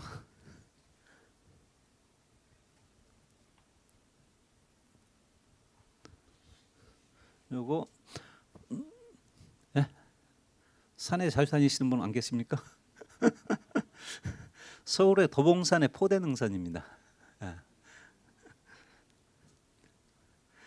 그 다음에 이제 지금까지는 현상 진단 뭐 이런 걸 쭉 했는데 그럼 앞으로 우리나라 노동시장을 어떤 방향으로 바꿔나가야 되느냐 하는 문제가 있습니다. 저는 뭐 좀 이따 말씀드리겠지만 더도 말고 덜도 말고 지난 대통령 선거 때 박근혜 정부가 공약했던 것만이라도 확실하게 좀 지키면은 지금보다는 훨씬 나아질 수 있다. 좀 이렇게 보여요. 그런데 공약을 잘 안 지켜요.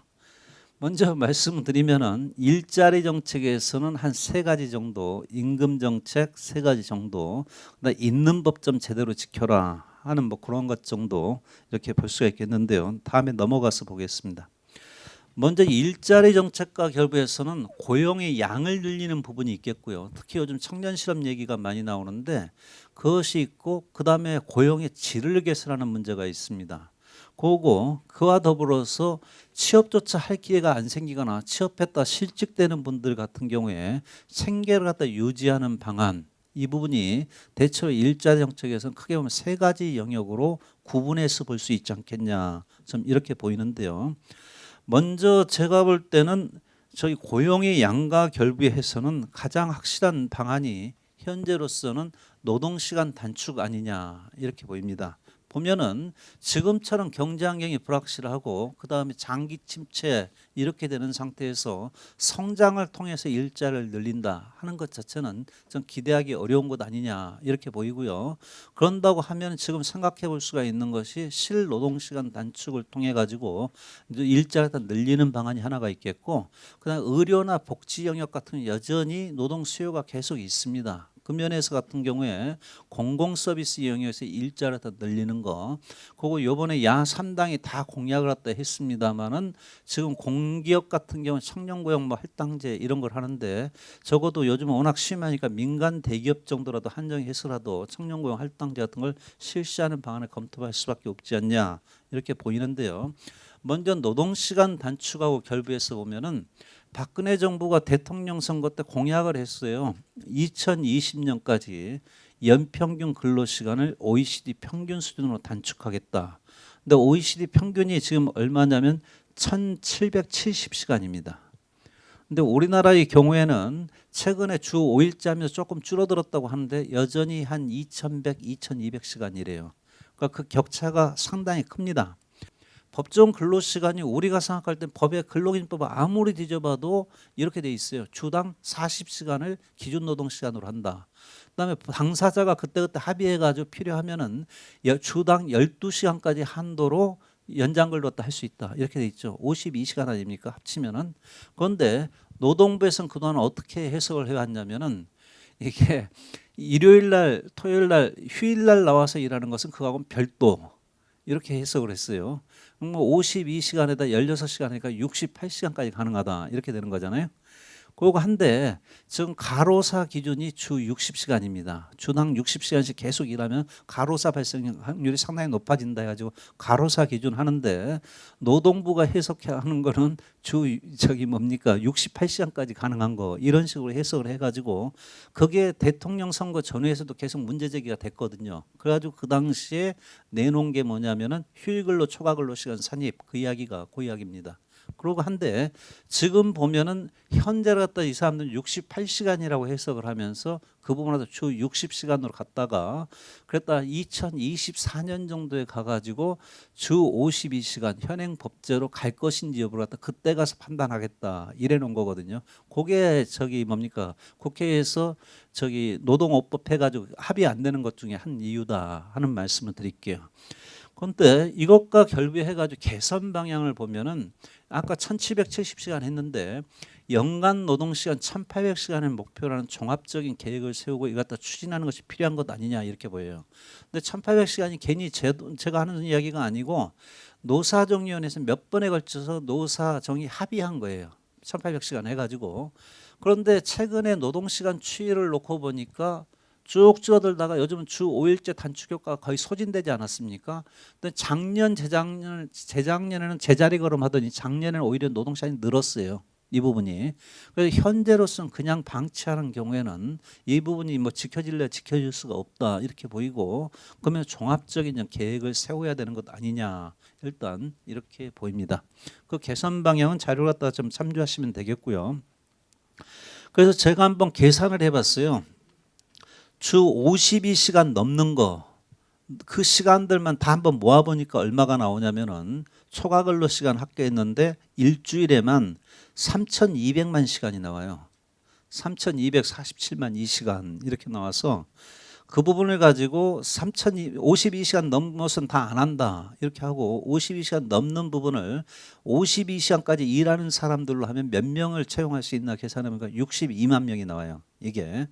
그런데 지금 이제 논의되는 것 같은 경우 5인 미만 사업장 같은 경우는 아직 빼고, 그다음 특례 뭐 재해산업 같은 경우 있고 해가지고 그런 부분 빼보니까 그래도 저희 한 33만 명 가까이가 나옵니다. 실제는 48시간이나 이것보다 더 줄어들면은 더 많아지겠죠. 이게 인원수가. 근데 물론 여기에 대해서 반론은 적혀 있어요. 보면은 노동 시간을 줄이면 생산성이 늘어나니까 그만큼 고용료가 줄어들 수 있다. 그 다음에 노동시간 줄어들 때 임금을 갖다 고스란히 다 포기하면서 가는 경우가 오히려 드물 수도 있고 하기 때문에 그 부분만큼 기업에게 마이너스 요인이 생긴다.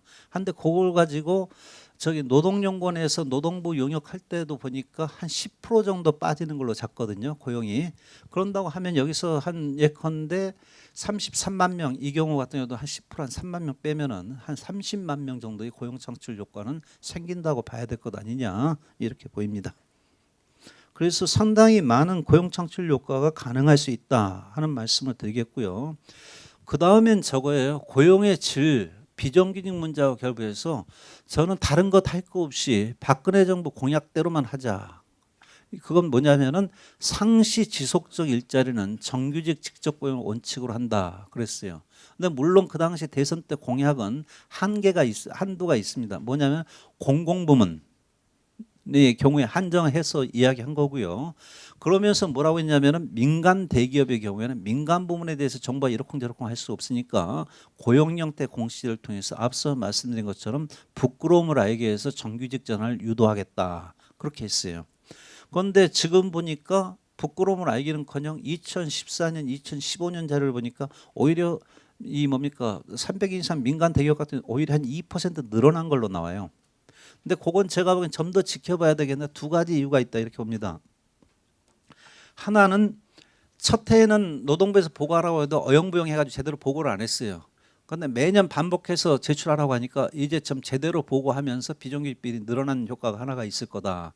그다음에 하나는 실제 늘어났을 수도 있다 하는데 이게 두 개가 어떤 게 맞는지 좀 더 봐야 되겠는데 좌우지간 지금까지 고용 형태 공시제를 통해서 이게 축소 효과는 없었던 것 아니냐. 그럼 민간 대기업의 경우도 일단 좀 생각을 해봐야 될 것 아니냐 이렇게 되는데 실제 정부 정책은 공공부문 그것도 직접 고용에만 한정을 하고 있습니다. 그러다 보니까 여기 시흥은 어쩐지 모르겠는데 서울시나 인천시나 강주시 그리고 성남시 같은 경우에는 간접 고용 같은 경우에도 상시 지속적 일자리면 똑같이 적용해야 될 것 아니냐. 지자체 차원에서 해가지고 저기 뭡니까 예컨 그분한테 거의 다 정규직으로 다 전환시켰어요. 그래가지고 저희 상시 지속적 업무니까 그래서 예컨대 서울 지하철 같은 경우도 청소 용역하는 아주머니들이 한 1,500명 가까이가 되는데 전에는 전부 다 용역업체 다 쪼개가지고 있었거든요. 근데 그 부분들 같은 경우가 전부 다 지하철 공사 다 하려니까 1,500명 이래가지고 그 부분을 한꺼번에 받는 게 좀 부담된다 해서 저기 뭡니까 지하철 공사 밑에 자회사를 하나 둬가지고 거기로 다 전부 다 정규직으로 전환시켰거든요. 그런데 그와 같은 식으로 공공부문 간접 고용 같은 경우도 당연히 해당돼야 되는 것 아니냐 일단 이렇게 봅니다. 이 부분은 이미 지자체에서들 하고 있고요. 근데 저는 한 걸음 더 나가가지고 민간 부문 다는 부담이 될 수가 있는데 민간에서 같은 경우도 적어도 재벌기업 뭐 하면 재벌기업 중에서도 10대 재벌 이 정도는 여기도 이제 뭡니까 상시 지속적 일자리면은 정규직으로 전환할 것을 강제할 필요가 있는 것 아니냐 그런 생각을 합니다. 그런데 그 수가 10대 재벌 비정규직이 49만 명이 나와요. 그 다음에 정규직이 이 중에서 40만 명이 사내하청입니다. 이게 그런데 대기업 같은 경우 거의 사내하청을 갖고 거의 쓰는데 근데 사내하청은 보면 대부분 다 이게 상시 지속적 일자리예요. 공약하고 맞아요. 거기다 이게 현대자동차에서도 계속 판결 나고 있습니다만 대부분 다 불법 파견이에요. 그럼 공약을 지키는 걸로 놓고 보나 공약까지 없다 하더라도 있는 법을 제대로 지킨다 하는 차원만 놓고 가도 이 부분 같은 40만이 저기 정규직 전환을 또 시켜줘야 되는 것 아니냐 일단 이렇게 봐요. 그런데 그러면은 제가 볼 때 이 사내하청 대기업 재벌기업의 사내하청에 있던 부분이 정규직으로 전환된다 하면 제가 보기에는 많은 사람들이 가고 싶어하는 좋은 일자리가 순식간에 몇십만 개 생겨나는 것이다 좀 이렇게 보입니다. 그렇게 보이고요. 그 면에서 같은 경우에 일단 10대 재벌부터라도 좀 확대시켜 나가는 것이 필요한 것 아니냐 그런 생각을 합니다. 그래서 여기 10대 재벌 비정규직 현황 해가지고 있는 부분은 노동부가 고용형태 공시제에서 내놓는 자료를 저희가 그 기업체 명단을 갖다 보고서 이것도 그룹별로 재벌 기업별로 분류해가지고 다시 좀 집계해서 내놓은 겁니다. 그런데 앞서 말씀드린 것처럼 직접 고용이 9만 명, 간접 고용 비정규직이 40만 명 그렇게 되고요. 이게 300인 이상 고용형태 공시제 대상 전부로 가면 90만 명씩으로 늘어나더라 하는 말씀을 드리겠습니다. 그 다음에 이제 보론 1 했는데요. 통계청에서 내놓는 거에 경제활동 인구조사, 이게 실업률 통계 내고 하는 그 자료예요. 거기로 뽑으면은 한 230만 명이 이렇게 나와요. 300인 이상. 그거 한데 이게 전체 노동자의 한 12% 나옵니다. 그러니까 앞서 딱 9988에 딱 요 숫자에서 나온 거예요. 이게 그렇게 되는데 여기 뒤에 말씀드리겠습니다만 이게 사업체 규모예요. 300인 이상이라 할 때 그거 차이는 좀 이따 말씀드릴게요. 그런데 어느 한 2년 전인가 보다 보니까 통계청에서 또 임금근로 일자리 행정 통계라는 자료를 내놔요. 근데 이 자료 소스는 제대로 계산 방식은 얘기를 안 하는데 거기서 밝히고 있는 것은 고용보험 DB나 국민연금 DB, 그다음 의료보험 DB 있죠. 그런 자료를 갖다 결합해 가지고 정리했다 이렇게 내놔요. 그런데 거기서 내놓은 자료를 놓고 보니까 정부 부문에서 일하는 사람이 222만 명 이렇게 나오고, 그다음 민간 대기업에서 일하는 사람이 516만 명 이렇게 나와요. 합치니까 738만 명이에요. 여기 민간 대기업이다 할 때 300인 이상일 텐데, 그런데 여기서 주의할 것은 기업체 규모입니다. 그런데 이렇게 738만 명 이렇게 나오고 민간 대기업만 해도 516만 명 나오니까 지금까지 저희가 알고 있던 상식하고 이게 너무 달라요. 이게. 그래서 저희 같은 노동 연구자들 한 10대 명이 앉아가지고 도대체 이게 뭐가 맞는 거냐 했는데 따져보니까 뭔지는 잘 모르겠는데 후자가 맞는 것 같다. 그렇게는 하면서도 이게 너무나 그동안 알려져 있던 거 갭이 크니까 이제 확정적인 판단을 갖다 못했어요. 그런데 2014년부터 노동부가 고용영태 공시제 발표했다고 하지 않았습니까? 전수조사 300인 이상 기업체. 그거 보니까 2015년께 459만 명 나옵니다. 이게 민간 부문의 대기업이거든요. 정부 부문 없이.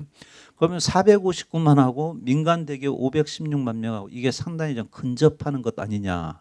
이렇게 보니까 그런다고 하면은 지금까지 우리가 상당히 큰 통계적인 착시 속에서 살았다 하는 판단을 하게 돼요. 그럼 이게 왜 이렇게 차이가 나냐 하는 부분이 있는데 저겁니다. 현대자동차 영업판매소에서 일하고 있다. 영업판매소에 나와서 일하는 분이 한 서너 명 이렇게 앉아 있고 그러죠. 이게. 그러면 이 사람은 현대자동차 소속이니까 기업체 규모로는 한 몇만 명짜리 거대 기업 소속입니다. 근데 사업체 단위로는 영세업체예요. 4명, 5명 앉아 있는 거니까.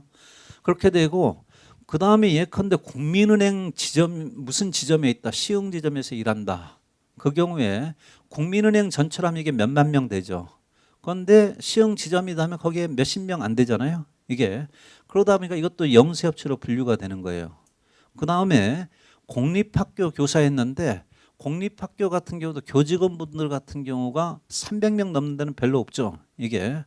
그러다 보니까 공립학교 이런 데 같은 경우 사실은 교원들 같은 경우가 한 40만 명 가까이가 단일한 임금 테이블에 의해서 결정되는 임금이 좌우되는 이게 거대한 내부 노동시장 아닙니까? 그리고 한데 이 경우에도 중소기업으로 분류가 돼버리는 거예요. 이게. 이렇게 설명하지 않고는 설명이 안 돼요. 이 부분은. 그 면에서 이제 다른 조사 방식에서의 문제 차이도 있겠지만은 사업체냐 기업체냐 우리가 그냥 그게 그거려니 하고 넘어갔는데 거기서 오는 갭이 좀 상당히 크겠다 이렇게 보입니다. 그러고 나니까 여기서 정책적 함의가 완전히 달라집니다. 정부하고 대기업이 한 738만 명을 갖다 고용하고 있다.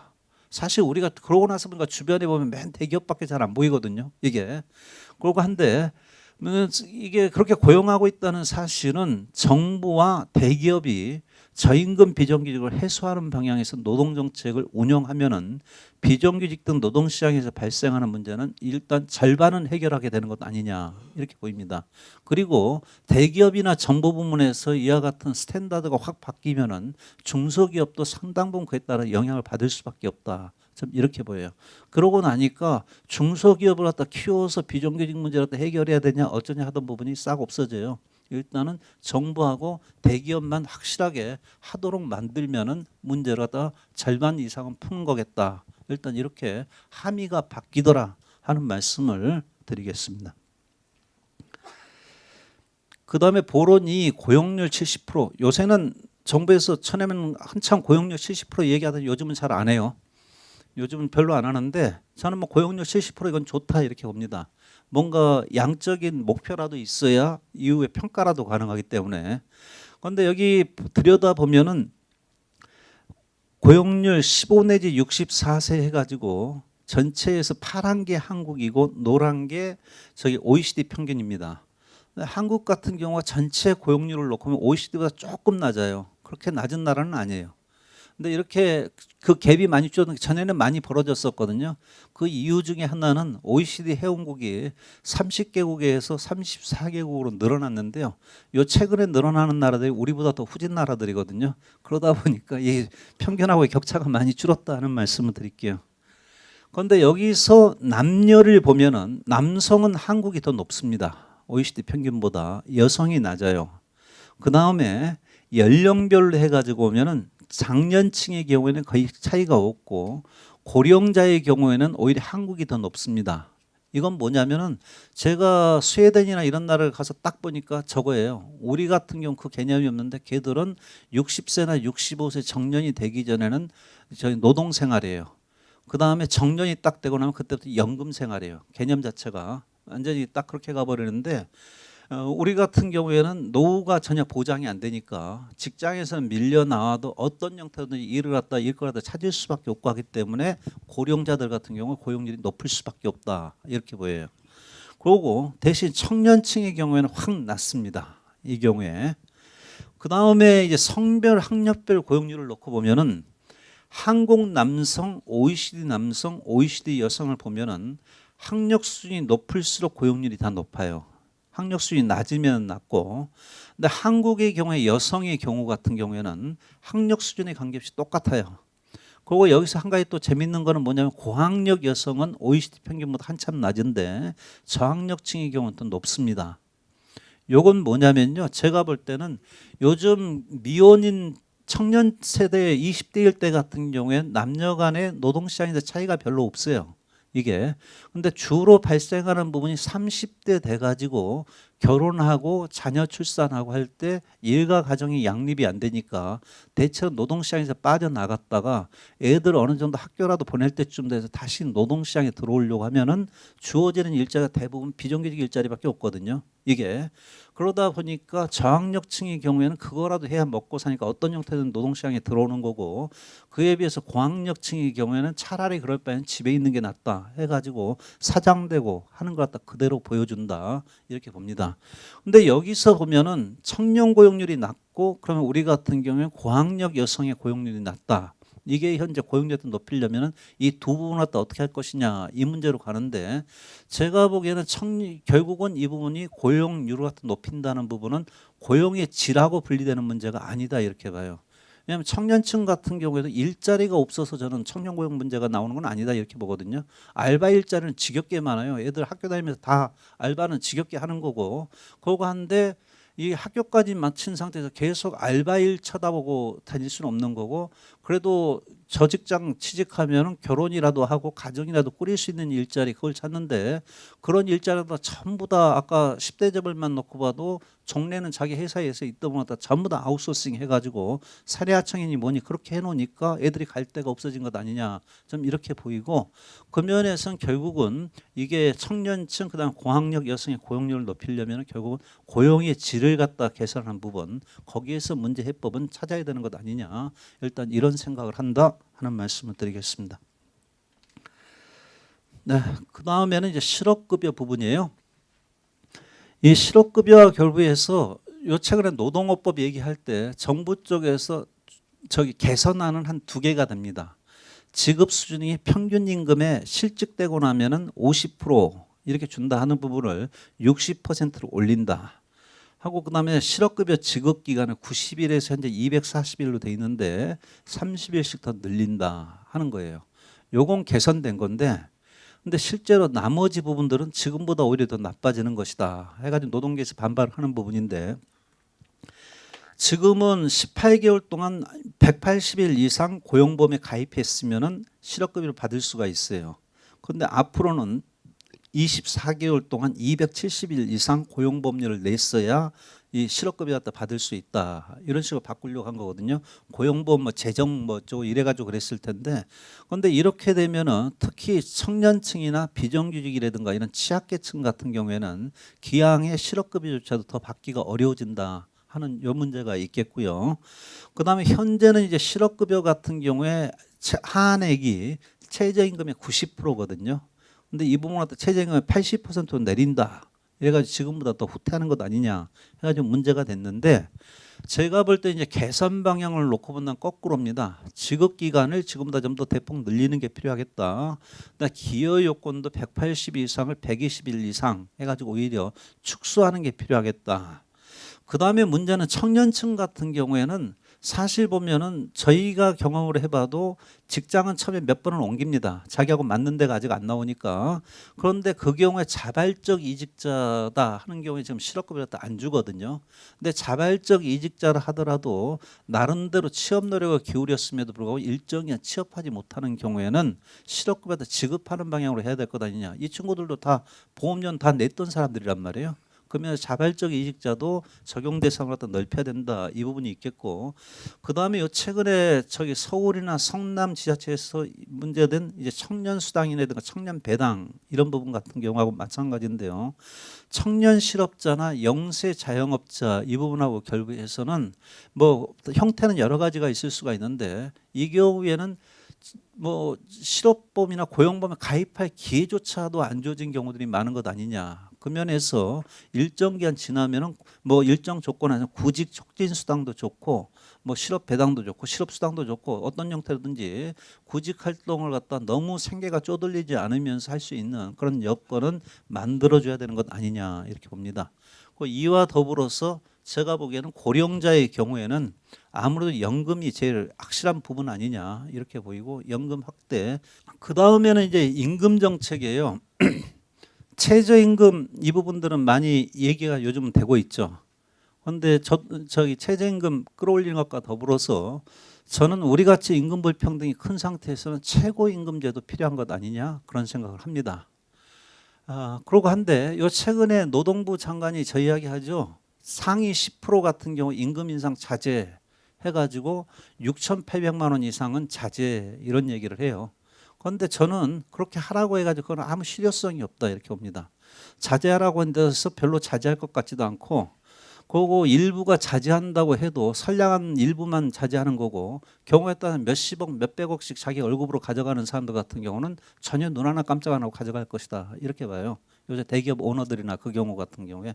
그래서 차라리 그럴 바에는 최고임금제 해가지고 일정의 액수 넘으면 그건 전부 다 세금으로 다 가져가 버려라. 그러면은 차라리 자기 월급 더 많이 가져가려고 안 할 거 아니에요.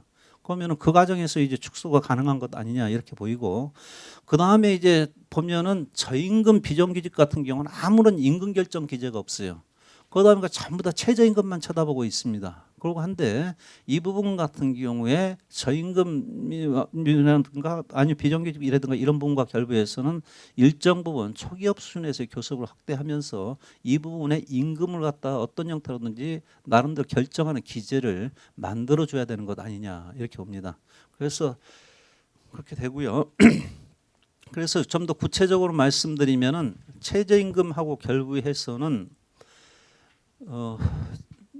수준 현실화와 결부해서는 지금 저기 최저임금위원회가 열리고 있죠. 그래가지고 지금 보면은 대체로 이번 대선 때 아니 총선 때 보면은 야권에서는 대체로 2020년 내지 2019년까지 뭐 10,000원 이렇게 얘기를 하는 것 같고, 그 다음에 아마 새누리당에서 구체적인 얘기는 안 했는데 작년하고 비슷한 수준이라고 하면 한 7, 8% 뭐 이렇게 한다고 하면 매년 500원 뭐 이런 식으로 매년 500원씩 올리느냐 매년 1,000원씩 올리느냐 아마 뭐 그런 정도 선에서 지금 접점이 형성되지 않을까 전 그런 생각을 하고요. 근데 이와 더불어서 제가 볼 때는 최저임금 자체가 있는 것조차 안 지켜지는 게 상당히 강하거든요. 그 면에서는 최저임금을 끌어올리고 그것과 더불어서 안 지켜지는 부분 좀 제대로 지켜지게 하고 이 두 가지가 다 필요하다 이렇게 봅니다. 근데 제가 그동안은 최저임금 미달자 현황만 계속 집계를 갖다 해서 발표를 갖다 했거든요.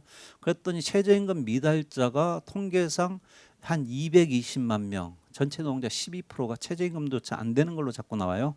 그러고 나니까 어떤 문제가 생기냐면은 뭐 최저임금 자꾸 끌어올리는 것보다도 있는 거 좀 제대로 지켜지게끔 하는 게 더 중요한 것 아니냐 이런 식으로 논의가 가요. 그래서 작년부터는 저걸 했습니다. 최저임금 수혜자 비율이 얼마인가. 그 수혜자는 정확하게 어디까지가 수혜자라는 것을 판단하기가 힘든데 아예로가 하는 걸 보니까 최저임금 액수의 플러스 마이너스 10%에 있는 사람 이게 어떤 정도 영향받을 것이다 이래가지고 하는데 그래가지고 그러니까 그 부분 같은 경우도 한 10몇 프로인가가 나옵니다. 그 면에서 그리고 이 미달자하고 수혜자가 어떤 사람인가 해가지고 보니까 전부 다 우리 사회 동일한 집단이에요. 취약계층이고 그러니까 청년 학생들하고 그 다음에 고령자들하고 그 다음에 저희 기혼 여성들 그 다음에 거의 노조가 없는 저희 비조합원들 그렇게 되고 그 중소영세업체 해가지고 거의 다 취약계층이면서 거의 동질적인 집단이더라. 그 면에서 최저임금을 가능한 범위에서 끌어올리고 그와 더불어서 저희 있는 법이 좀 제대로 지켜지게 하는 거 이 두 가지가 병행되는 것이 필요하겠다 이런 생각을 합니다.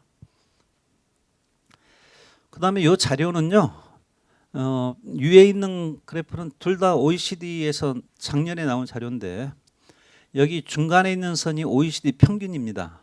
그래서 각국의 이제 최저임금 갖다 수준을 갖다 볼 때 그 나라 노동자들 임금의 평균하고 비교해서 한 몇 프로가 되느냐 이거 갖고 비교를 하는데요. 여기 한국 같은 경우에 보면은 이제 평균값을 가지고 하는 경우가 있고 중위값을 가지고 하는 경우가 있고 한데 둘 다 쭉 선 있는 것은 OECD 평균이고요. 한국의 경우가 둘 다 이제 평균에 좀 못 미친다 하는 부분 갖다 볼 수가 있겠습니다. 그 다음에 그림 1.16 해가지고 있는 것은 더 좀 흥미로운데 이게 저거예요. OECD가 저걸 계산했어요. 저기 최저임금 받아가지고 몇 시간을 일해야 그 가족들이 생활을 갖다 이을 수가 있냐. 요걸 계산한 거예요. 그래가지고 빈곤선 해가지고 저기 뭡니까 그 나라 가구 소득 중위값의 한 50%를 갖다 확보하려면은 몇 시간을 일해야 되는가 해가지고 하니까 한국 같은 경우가 3인 가구 하려면 파란색이 3인 가구인데요. 한 48시간 정도 일해야 된다. 그 다음에 4인 가구가 먹고 살려면 한 60시간 넘게 일해야 된다. 이렇게 나와요. 근데 여기서 다른 나라들 같은 경우 우리보다 더 좀 안 좋은 데들도 있고 한데 오른쪽에 보시면은 일본 같은 경우는 하나도 안 해도 돼요. 여기 같은 경우는 얘네들이 OECD 이게 어떻게 가능한가 해서 보니까 실업급여 갖고 가족들 먹고 산다 이렇게 나오더라고요.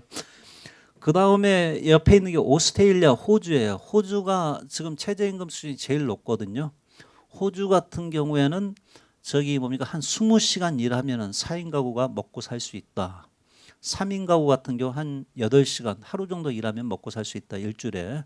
그다음에 아일랜드 같은 경우도 대체로 뭐 그렇다. 좀 이렇게 나와가지고 각국마다 좀 차이가 많이 나더라 하는 말씀을 드리겠습니다. 여기에 조금 전에 최저임금 수혜자와 영향률 그래프네요. 밑에 있는 게 미달자 해가지고 한 222만 명, 11.5%고요. 수혜자는 이제 플러스 마이너스 10% 해가지고 180만 명에서 한 9.4%이 정도가 나오더라. 그러니까 수혜자도 많고 미달자도 많고 그렇다 하는 말씀드리겠습니다. 그 다음에 아까 이제 최고임금제 말씀드렸죠. 이것과 결부해서는 저는 아까 뭐 6,800만 원 정부에서 그러니까 뭐 하면 그러면 6,800만 원이라도 해라. 그런데 아무리 생각해도 이놈의 정부가 한다고 해도 아마 5억 원보다는 더 밑으로 안 내려올 것 같아요. 제가 그러니까 한 1억 정도에서도 좀 이게 상한선한테 쳐줬으면 좋겠다 이렇게 보이는데 현재 제가 여기 자료에다가 법정 최저임금의 몇 배 일단 이렇게 연동했다 해봤어요. 이건 뭐냐면 한 10년 전쯤에 제가 한겨레 신문에 칼럼 쓰면서 그때는 화가 나서 그랬습니다. 최고임금제를 도입하자.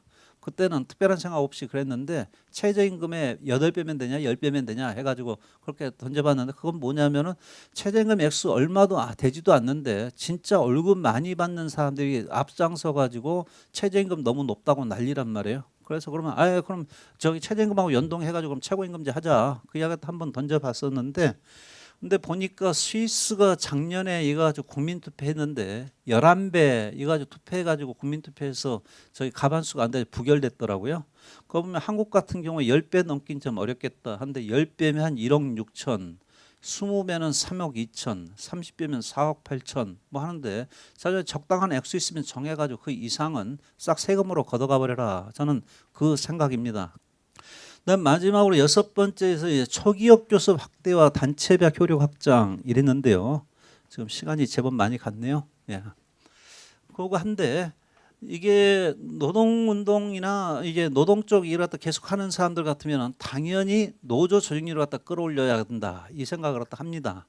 그리고 조합원이 아니어도 똑같이 단체벽을 적용받는다 하면 일부 반대가 있을 수도 있어요. 무임승차 해가지고 가뜩이나 나 고생해가지고 하는데 쟤도 똑같아 이렇게 되는데, 그런데 그 면에서 이제 단결권은 이게 헌법상의 기본권이고 노동자라면 누구나 누려야 할 권리인데, 지난 50년 동안 한국에서 노동조합 조직률 추이 갖다 놓고 보면은 한 번도 20%를 넘어선 적이 없어요. 그래서 89년이 제일 높았는데 87년 직후에 그때도 한 19% 이랬거든요. 그런다고 하면은 앞으로도 보면 20%를 갖다 상당 기간 동안은 넘어서기 갖다 기대하기는 좀 어려운 것 아니냐 현실적으로 보면은. 그러면 계속해서 10%대에 있는데, 그런다고 하면 나머지 8, 90%도 계속 방치해 놓고 있을 것이냐, 그 문제가 있습니다. 그 면에서 저는 노동조합엔 가입하지 못해도 단체벽은 적용받을 수 있게 해야 되는 것 아니냐 이렇게 보이는데, 이게 우리나라 법에도 제도는 있어요. 그런데 단체벽 효력 확장 제도를 보면 현행법은 지역적 구속력 조항이 있는데 이거는 못하게 해놓은 조항이에요. 어떻게 보면은. 그래가지고 하나의 지역에 있어서 종업하는 동종의 근로자 3분의 2 이상이 하나의 단체벽이 적용을 받게 된 때는 행정관청은 단체벽의 당사자의 쌍방 또는 뭐 등등 해가지고 적용한다는 결정을 할 수 있다 이렇게 돼 있는데, 하나의 단체벽으로 이렇게 커버하는 부분이 제가 보기엔 이 조항에 의해서 단체벽 효력이 해당 지역에 다 적용된 게 부산의 택시 이런 데들 같은 경우 지역 단위로 교섭을 해서 협약 갖다 맺고 해가지고 그런 데 정도만 가능했던 것으로 지금 알고 있습니다. 그 면에서는 사실상은 하고 싶어도 못하게 해놓은 조항이다 이렇게 보이는데, 제가 생각할 때 개정안은 이게 전에 야당 쪽에서 저기 대선 때도 저기 요구안으로 나가고 공약으로 나갔었는데요. 노사 쌍방이 초기업 수준에서 체결한 단체벽에 대해 노동부 장관은 노동위원회의 의결을 얻어 해당 부분에 확대 적용할 수 있다. 저는 정책적으로 판단해서 해야 된다 이런 판단하면 할 수 있는 길은 열어놔야 될 것 아니냐. 그건 최종적인 건 뭐 노동부나 노동위원회 이 절차 거쳐서 한다 하더라도 그런 정도로 생각을 하고 있다 하는 말씀드리겠습니다. 그 다음에 임금 체계 가지고 하도 자꾸 얘기하니까 좀 간단하게 말씀드릴게요. 임금 체계 가지고 하면서 아마 저런 거 많이 봤을 겁니다. 정부에서 나온 홍보물을 보면은 우리나라 같은 경우 근속 1년 차하고 근속 30년 차하고 3.3배 임금이 격차가 나, 뭐 이렇게 나오죠. 그러면서 저기 뭡니까 주요 국가하고 비교하면 한국의 격차가 제일 커 이렇게 나와요. 그런데 제가 여기 H4 해가지고 연간 임금 현황 이렇게 해놓은 거는 맨 밑에 있는 게 기본급이에요. 그 다음 위에 있는 게 기본급에다가 고정상여금 뭐 통상 뭐 이거 합쳐가지고 통상임금 이렇게 얘기되는 겁니다. 그 다음 위에 있는 게 여기다 초과근로수당 합친 거예요. 잔업철회한 거. 그 다음에 맨 위에 올라간 게 뭐냐면 연말 성과상여금 받은 거 이렇게 돼 있어요. 근데 그래가지고 보니까 첫 들어가자마자 연봉 한 6천이 돼요. 이게 그거고 한 39년 뭐 이렇게 되니까 1억이 넘어요. 2013년이니까 지금은 이거보다 더 많아졌을 겁니다. 액수가. 그러니까 임금 수준이 높은 건 사실이에요. 이거 보면은. 그런데 이거 가지고 연공임금이라고 할 수 있냐 하는 것은 저는 계속 강하게 문제 제기를 하고, 저기 노동부 사람이나 아니면 다른 이거 뭡니까 학자들한테 얘기해도 그거에 대해서 다들 뭐라고 말을 못 하는데, 여기서 보면은 이 네 가지 경우 어떤 경우를 놓고 봐도 근속 초임하고 한 39년 됐을 때하고 몇 배 차이 나나 해가지고 보면 한 1.6배 나와요. 이게 그럼 1.6배면 이게 연공성이 강하다고 하는 것은 아니지 않냐, 좀 이렇게 보여요. 제가 볼 때 우리 사회에서 이 임금 체계에서 연공성이 가장 강하다고 하는 부분이 이제 공무원 이렇게 얘기되는데, 공무원이나 교원. 그런데 그 경우에도 아마 2.4배, 2.5배 그 정도 나올 거예요, 이 커브가. 그런데 3.3배이 뭐니 하는 것 자체는 그건 뭐냐면은 전체 노동자 놓고서 근속 초임 받는 사람하고 그다음에 가장 이제 오래 근무한 사람 요걸 비교해 놓은 거거든요. 그러다 보니까 이건 사실 보면 연공 효과라기보다는 상당 부분은 앞서 봤던 고용 형태에 따른 차이. 기업 규모에 따른 차이 이런 부분은 다 착종돼 가지고 있는 것을 가지고 연공성이라고 얘기하는 거다. 일단 이렇게 봅니다. 그건 뭐냐면은 앞서 근속 저희 1년째 안 된 사람 같은 경우 비정규직들은 대부분 거기 다 몰려 있을 거고요. 그다음에 이제 사업장 규모 작은 데 같은 경우도 다 그쪽에 몰려 있는 거고 한데 그거하고 이렇게 비교를 해서 연공성으로 얘기하는 것은 아니지 않냐 이렇게 보이고 제가 볼 때는 이게 연말 성과 상여금 이러니까 이게 연말에 경영 사정이 나빠지면 이건 순식간에 날아가요. 그다음에 초과 근로수당 이것도 경기 사정이 나빠져가지고 초과 근로 없어지면 싹 날아가요. 그러면은 1억 받던 사람들이 저기 뭡니까 경기 사정 나빠지면 6천으로 뚝 떨어지거든요. 이게 그렇기 때문에 당사자들도 이건 다 알아요. 그러다 보니까 뭐냐면 하나라도 회사 잘 나갈 때 더 잘 벌고 보자. 더 많이 벌어놓고 보자. 이런 식으로 서로 가고 있는 것 아니냐. 좀 이렇게 보이고 그러면서 여기 같은 경우 문제는 저기 초과근로나 이런 걸 통해 가지고 이제 초과근로 수당이 과도한 문제나 또는 이상한 성과주의를 갖고 와가지고 연말 성과금 뭐 해가지고 이 부분을 엄청나게 키워놓은 거 여기에서 비롯되는 문제지 이거 연공성에서 비롯되는 문제는 아니다. 저는 일단 그렇게 봅니다. 그러고 이제 저도 이제 연공급 너는 그럼 연공급을 좋다고 하는 거냐 뭐 이래요. 그거 한데 직무급 뭐 이념적으로 보면 직무급이 괜찮아요. 그러고 한데 그래서 한번 저작업을 해봤어요. 그때는 저도 뭐 이제 같은 건 줄 알고 노동부가 용역을 줘가지고 한번 작업을 해봤는데 노동연구원에서 만든 사업체 패널이라는 자료 가지고 해보니까 요 임금체계 개편이 2000년대 초반부터도 계속 노동부가 하던 얘기거든요. 그럼 그동안에 바뀐 데들이 있을 거 아니냐. 그럼 바뀐 데들에서 어떤 형태로든 바꾸고 나니까 좋아졌다는 뭔가 선례가 있어야 이거 갖다가 계속 정책으로 밀 거 아니냐. 그래서 그 자료를 가지고 임금체가 개편한 사업장들의 경우에 어떤 변화가 있었나 하는 것을 한번 분석을 해보니까 임금 수준이나 고용 구조나 경영 성과에 긍정적인 영향을 미쳤다는 증거는 전혀 발견이 안 돼요. 이게. 그러면은 지금까지 무조건 이게 바꾸니 하는 것 자체가 바꿔봤다 별로 좋아진 게 없다 하면은 그대로 무대뽀로 밀고 나갈 문제는 아니지 않냐. 일단 이렇게 보이고 그 면에서 저는 대기업들 같은 경우에는 꼭 이걸 갖다 이념형적으로 어떤 형태로 바꾸고 이런 것보다도 연공성이 심해가지고 문제면은 그 연공 커버라도 조금 낮춘다든가 하는 방안은 여러 가지가 있는 것 아니냐. 그 면에서 당사자들한테 그건 맡기고 오히려 정부가 해야 될 부분은 저임금 비정규직 노동시장은 임금 체계 자체가 없거든요. 그 면에서는 오히려 사실 뭐 이런 일을 하는 사람은 뭐 직무급으로 뭐 재원이 얼마 없으니까 직무급밖에 안 될 텐데 이런 일을 하는 경우에는 초임은 얼마를 주고 뭐 이런 식으로 아예 정부가 그거는 임금 체계 갖다 형성하는 거에 그쪽에 좀 주력을 해야지 엉뚱한 데 붙잡고 늘어지는 것 아니냐 그런 생각을 한다 하는 말씀드리겠습니다. 그런데도 노동부는 계속 이것만 해요. 그 다음에는 노동인권보호 했는데요. 저는 참 저 생각을 합니다. 인도에 있는 여자 학자분이 쓴 글을 갖다 보니까 우리 생각하고 거의 똑같아요. 그건 뭐냐면은 이게 저희 계속해서 선거하고 해도 여야 이렇게 있다 보면 여도 있고 야도 있고 그러지 않습니까? 그러다 보니까 어느 정부가 들어서나 어느 쪽이 다수당이 되나 보면은 이제 법을 바꾸는 것 자체는 쉽지가 않은 것 같아요. 이게. 그러다 보니까 법을 갖다 그대로 놔둔 상태에서 비즈니스 프렌들리가 뭔가 보니까 있는 법을 어느 한쪽에 유리하게 해석을 하거나 또는 그런 방향으로 집행을 갖다 함으로써 그쪽 편을 갖다 거들어주는 거 이게 요 최근에 지금까지 이루어진 비즈니스 프렌들리 아니냐 저는 그렇게 보입니다.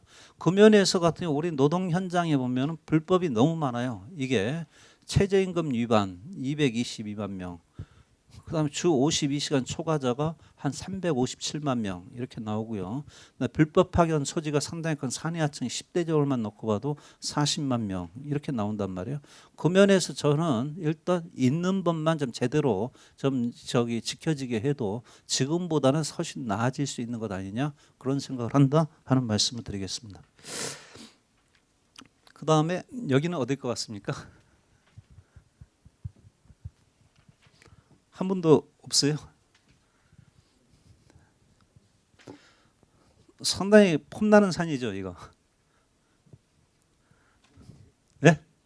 네, 한국이에요. 요거요. 서울의 도봉산이에요. 도봉산 위에 제일 높은 데가 여기 이쪽에 있는 게 저기 이쪽에 있는 게 신선대고요.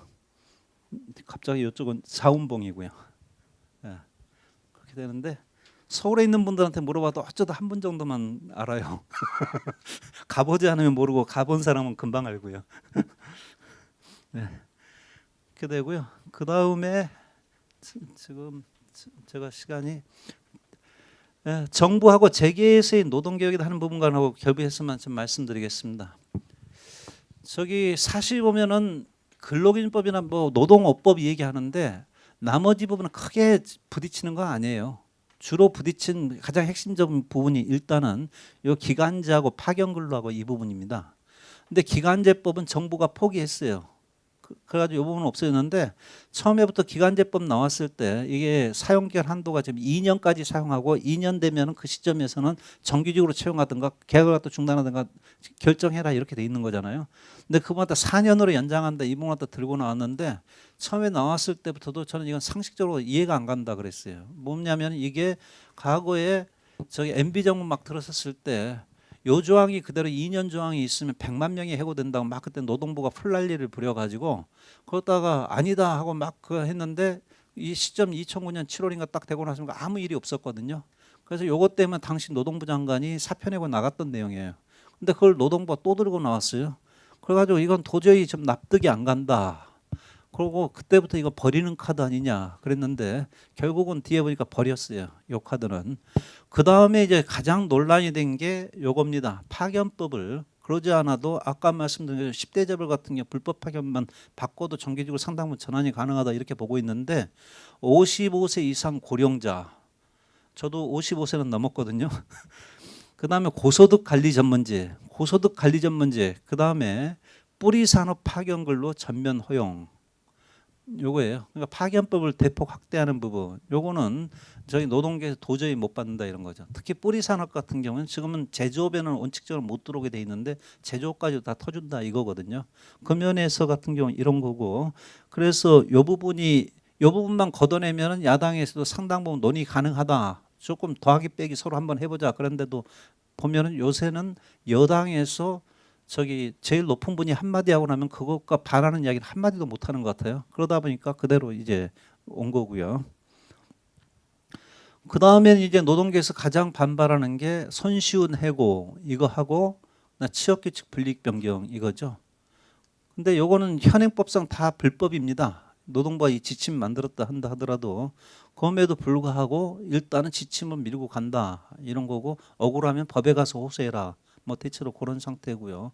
요것 때문에 노총 같은 경우에도 작년에 합의했다가 그 합의 파기하고 그런 것이었다. 좀 이렇게 봐요. 그렇게 되고 그다음에 하나 아까 말씀드린 것은 근로기준법 중에서 제일 문제되는 것 중에 하나가 현행이 주 52시간 상한제인데 현재라도 주 68시간 상한제라고 정부가 마음대로 좀 해석을 하고 그러고서 이게 다시 주 60시간 상한제로 2017년부터 2020년까지 단계적으로 오고 주 52시간 상한제는 10년 지나서 2024년에 가는데 이것도 확정은 아니고 그때 가서 다시 검토한다. 대체로 뭐 그런 내용이에요. 그래서 이 부분 같은 경우도 핫한 이제 쟁점으로 돼 있는 그런 부분인데 이건 아마 조만간에 이제 대법원에서 판례가 날 겁니다. 이게 원래 주 52시간 이거 하고 결부해서 휴일날 한 거 그것과 결부해서 소송이 한 서너 건이 걸려 있는데 대법원에서 계속 3, 4년째 판결 갖다 미루고 계속 미뤄온 거예요. 이 부분이 저기 자기들 부담 덜려고.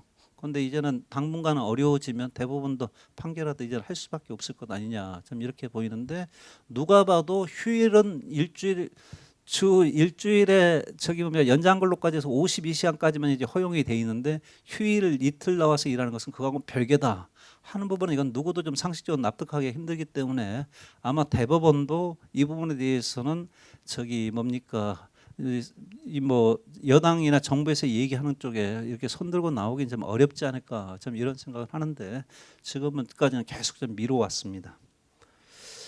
그렇게 되고요. 그다음에 임금 피크제. 요건 이미 작년에 지나갔죠. 그런데 요것만 말씀드릴게요. 우리 같은 경우에 60세 정년 오면서 이게 상당히 대단한 시혜를 베푼 것처럼 얘기를 하는데 실제로 제가 볼 때는 그 혜택을 볼 사람은 그렇게 많지는 않을 거다 이렇게 봐요. 보면 공무원이나 교원의 경우는 원래 별개고, 근데 민간 부문 같은 경우 아까 50대에서 저기 뭡니까 정년퇴직하던 사람이 한 18,000명이다 그랬잖아요. 그럼 그분들 같은 경우 한 60세까지 미뤄지는 거, 요 효과 정도는 있는데 저 정년 연장 한 2년 되는 거 가지고 큰일 난 것처럼 저렇게 하는 분위기로 봐서 민간 업체들의 경우에 그거 뭐 대상 폭이 확 늘어나거나 하지는 않을 것 같다. 일단 이런 생각입니다. 근데 다른 나라의 경우를 보면 어떠냐면요. 정년이다 하는 것이 60세 정년 보장이 아니거든요. 60세가 되면 정년 해고한다는 이야기거든요. 이거잖아요. 정년 해고거든요. 그러다 보니까 저희 연구소는 저기 정년이 없습니다. 그러다 보니까 나이 80이 돼도 제가 맘 내키면 와서 계속 일할 수 있는 그런 조건인데요. 근데 미국 같은 경우 어떻게 되냐면 1967년에 이미 65세 미만에서 나이를 이유로 해서 자르는 건 안 된다 그랬어요. 그러다가 87년이면 70세 미만 그러다가 현재는 나이를 이유로 해서 한다는 것 자체는 이건 연령차별금지법 위반이다 해가지고 연령을 이유로 하는 강제퇴직을 금지하고 있습니다. 그 다른 나라의 경우에도 대체 65세 근데 67 내지 70세로 상향 조정을 검토하고 있는 중이다 하는 말씀드리겠고요. 싱가포르 같은 경우는 보니까 상당히 현명해요. 우리 임금 피크제 같은 걸 미리 예상을 해서 그런지 이 한번 조항을 봐보세요. 1999년부터 정년한테 62세로 규정하면서 사용자의 비용 부담 경감을 위해 60세 이후 고용 연장은 10%까지 임금 삭감이 가능하도록 규정. 근데 60세 이후 이 부분과 겹쳐서 노동 개수 크게 이견 없는데 이번 과정에서 50대에서 60세로 오는 거 가지고 그런 건데 그렇게 되고 그다음 62세 이하 근로자는 연령만을 이유로 해고할 수 없지만은 임금 삭감에 동의하지 않는 경우는 60세가 되는 해부터 해고가 가능하다. 해가지고 보면 상당히 요래저래 좀 고민했다 많이 한 흔적이 보인다 하는 말씀드리겠습니다. 그 다음에 하나만 더 말씀을 드리면요, 하나, 네, 요건 그냥 하면 되겠고 보면은 저 임금 피크제 얘기할 때 그거잖아요. 고령자들이 빨리빨리 그만둬줘야 젊은 사람들 일자리가 늘어난다. 이런 식으로 분위기가 또 몰아갔단 말이에요. 그런데 이게 OECD 같은 경우에도 94년에는 조기퇴직 정책을 갖다 공고했어요. 나이 든 그때도 워낙 저기 청년 실업이 많으니까 나이 든 사람들이 빠져줘야 젊은 사람들 일자리 늘어날 것 아니냐 그랬는데 그러다 쭉 하고 나서 보니까 전혀 이게 청년 실업 해소에는 도움이 안 되더라. 이 판단은 하나 한 게 있고요. 거기다가 나이 든 사람들 같은 일찌감치 내보내고 나니까 이것 자체 상당히 사회적 비용 부담이 늘어나요. 이게. 그러다 보니까 OECD가 2005년에 오면은 이게 재평가하면서 고령자 조기퇴직 공고를 폐기해요.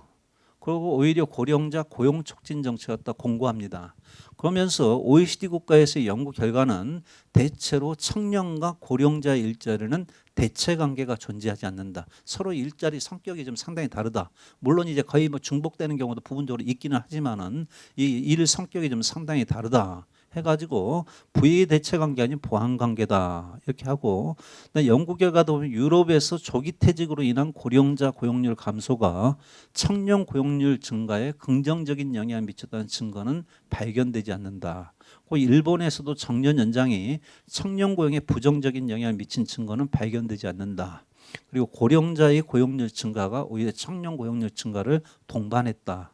오히려 뭐 내수 진작 효과라든가 이런 부분이 또 있겠죠. 그렇게 하고요. 그러니까 국내에서는 어떻냐? 국내에서는 작년에 같은 경우는 완전히 청년 일자리하고 나이 든 사람 일자리하고 대체 관계처럼 막 했는데 그 전에 노동부나 또는 노동연구원에서 했던 이야기는 달라요. 조금 전에 외국에서 이야기한 거하고 거의 맥락이 같은데요. 국내 연구를 보면은 조기퇴직 정책은 전체 고용 총량은 고정되어 있고 청년과 고령자 일자리가 대체 관계였다 가정하는데 국내 연구도 대체 관계보다는 약한 보완 관계라는 분석이 대부분이다. 이렇게 되는데요. 여기서 보면 안주엽 2010 했는데 여기 같은 경우 안주엽 박사는 노동연구원에 있고요. 그 다음에 김대일 교수 같은 경우도 서울대에 있고 그 다음 맨 밑에 있는 방한함 외에 있죠. 요거는 지금 노동연구원 원장하고 있고 그 전에 노동부 장관한테 했던 방한함 장관이 장관 가기 전에 자기가 했던 연구입니다. 그래가지고 뭐냐면은 중고령자 고용의 증가가 청년층 고용을 감소시킨다는 증거가 없으므로 세대 간 고용 대체 가설은 성립하지 않는다. 오히려 양자는 보완적 관계가 강하며 일본과 유럽에서도 고령자 조기 퇴직과 청년층 일자리 증가의 상관관계는 거의 없는 것으로 판명났다. 해가지고 이렇게 쭉 했거든요. 그러고 한데 갑자기 작년에는 분위기가 확 바뀌면서 이제 그야말로 나이 든 사람이 청년층 일자리 다 잡아먹고 있는 것처럼 그런 식으로 막 분위기가 가버렸다 하는 말씀을 드리겠습니다. 끝으로네요. 끝으로 보면은 제가 아까 정부 쪽에서 내놓고 있는 여당 해가지고 노동업법인이 해가지고 작년에 논란된 부분들 그 부분 쭉 말씀을 드렸는데 근데 계속 궁금했어요. 보면은 저도 명색이 노사관계 전문가 해가지고 몇십 년 동안 이것만 해왔는데 지금 뭡니까 손쉬운 해고니 취업규칙 분리익 변경했다가 일방적으로 할 수 있게 하니 이런 부분들은 저희 같은 경우는 별로 상상을 못했던 얘기거든요. 근데 그 부분이 재작년 말부터 갑자기 나오기 시작했어요. 그래서 이게 도대체 갑자기 왜 이런 게 나오냐 해가지고 작년 9월에 MBC 100분 토론 나갔을 때 노동부 장관이 나왔길래 한번 물어봤어요. 끄트머리에. 근데 갑자기 이게 왜 나온 거냐 하고 물어봤더니 그때 이야기가 나오기를 저래요. 국내외 재계가 이러이러한 방향으로 노동법을 바꾸면 투자를 늘리겠다고 해서다. 그 이야기가 나오더라고요. 그러면서도 완전히 좀 뒤통수만 했다 이런 생각을 했는데 요 있는 자료는 뭐냐면은 미디어 오늘에서 거기 보도한 내용입니다. 그래가지고 보니까 여기 박스 쳐놓은 부분이 있죠. 이 부분이 거의 그동안 현안으로 이렇게 급부상했던 부분인데 이게 거의 2014년에 정경련에 비롯해서 재계가 규제개혁위원회에다가 요구했던 부분들 그 부분들이 거의 고스란히 그대로 노동업법이다 하는 형태로 해서 튀어나온 것이다. 그렇기 때문에 어떻게 보면 재계에서 너무 좀 가욕을 부려가지고 내놓은 요구가 거의 아무런 걸러지지 않은 상태에서 그대로 노동업법이다 하는 식으로 해서 좀 밀고 나왔던 거.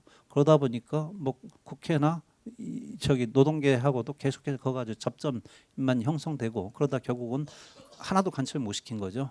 그렇게 갔다 하는 말씀드리겠습니다. 이제 끝에 왔는데요. 요거는 작년에 제가 영남 알프스 가가지고 새벽에 찍은 건데요. 여기 한국의 노동 2016 해가지고 한 거는 작년 말에 제가 책자로 정리해 놓은 겁니다. 그런데 이 부분은 저희 연구소 홈페이지에 들어가셔가지고 보면은 PDF 파일로 다운 받을 수 있거든요. 그러니까 필요하시면 다운 받아서 보시면 될 것 같습니다. 예, 이상으로 제가 말씀드리려고 한 건 다 말씀을 드렸는데요. 시간이 벌써 8시 55분이네요. 일단 제 말씀 이상으로 마치고 혹시 질문이나 이런 거 있으면 답하도록 하겠습니다.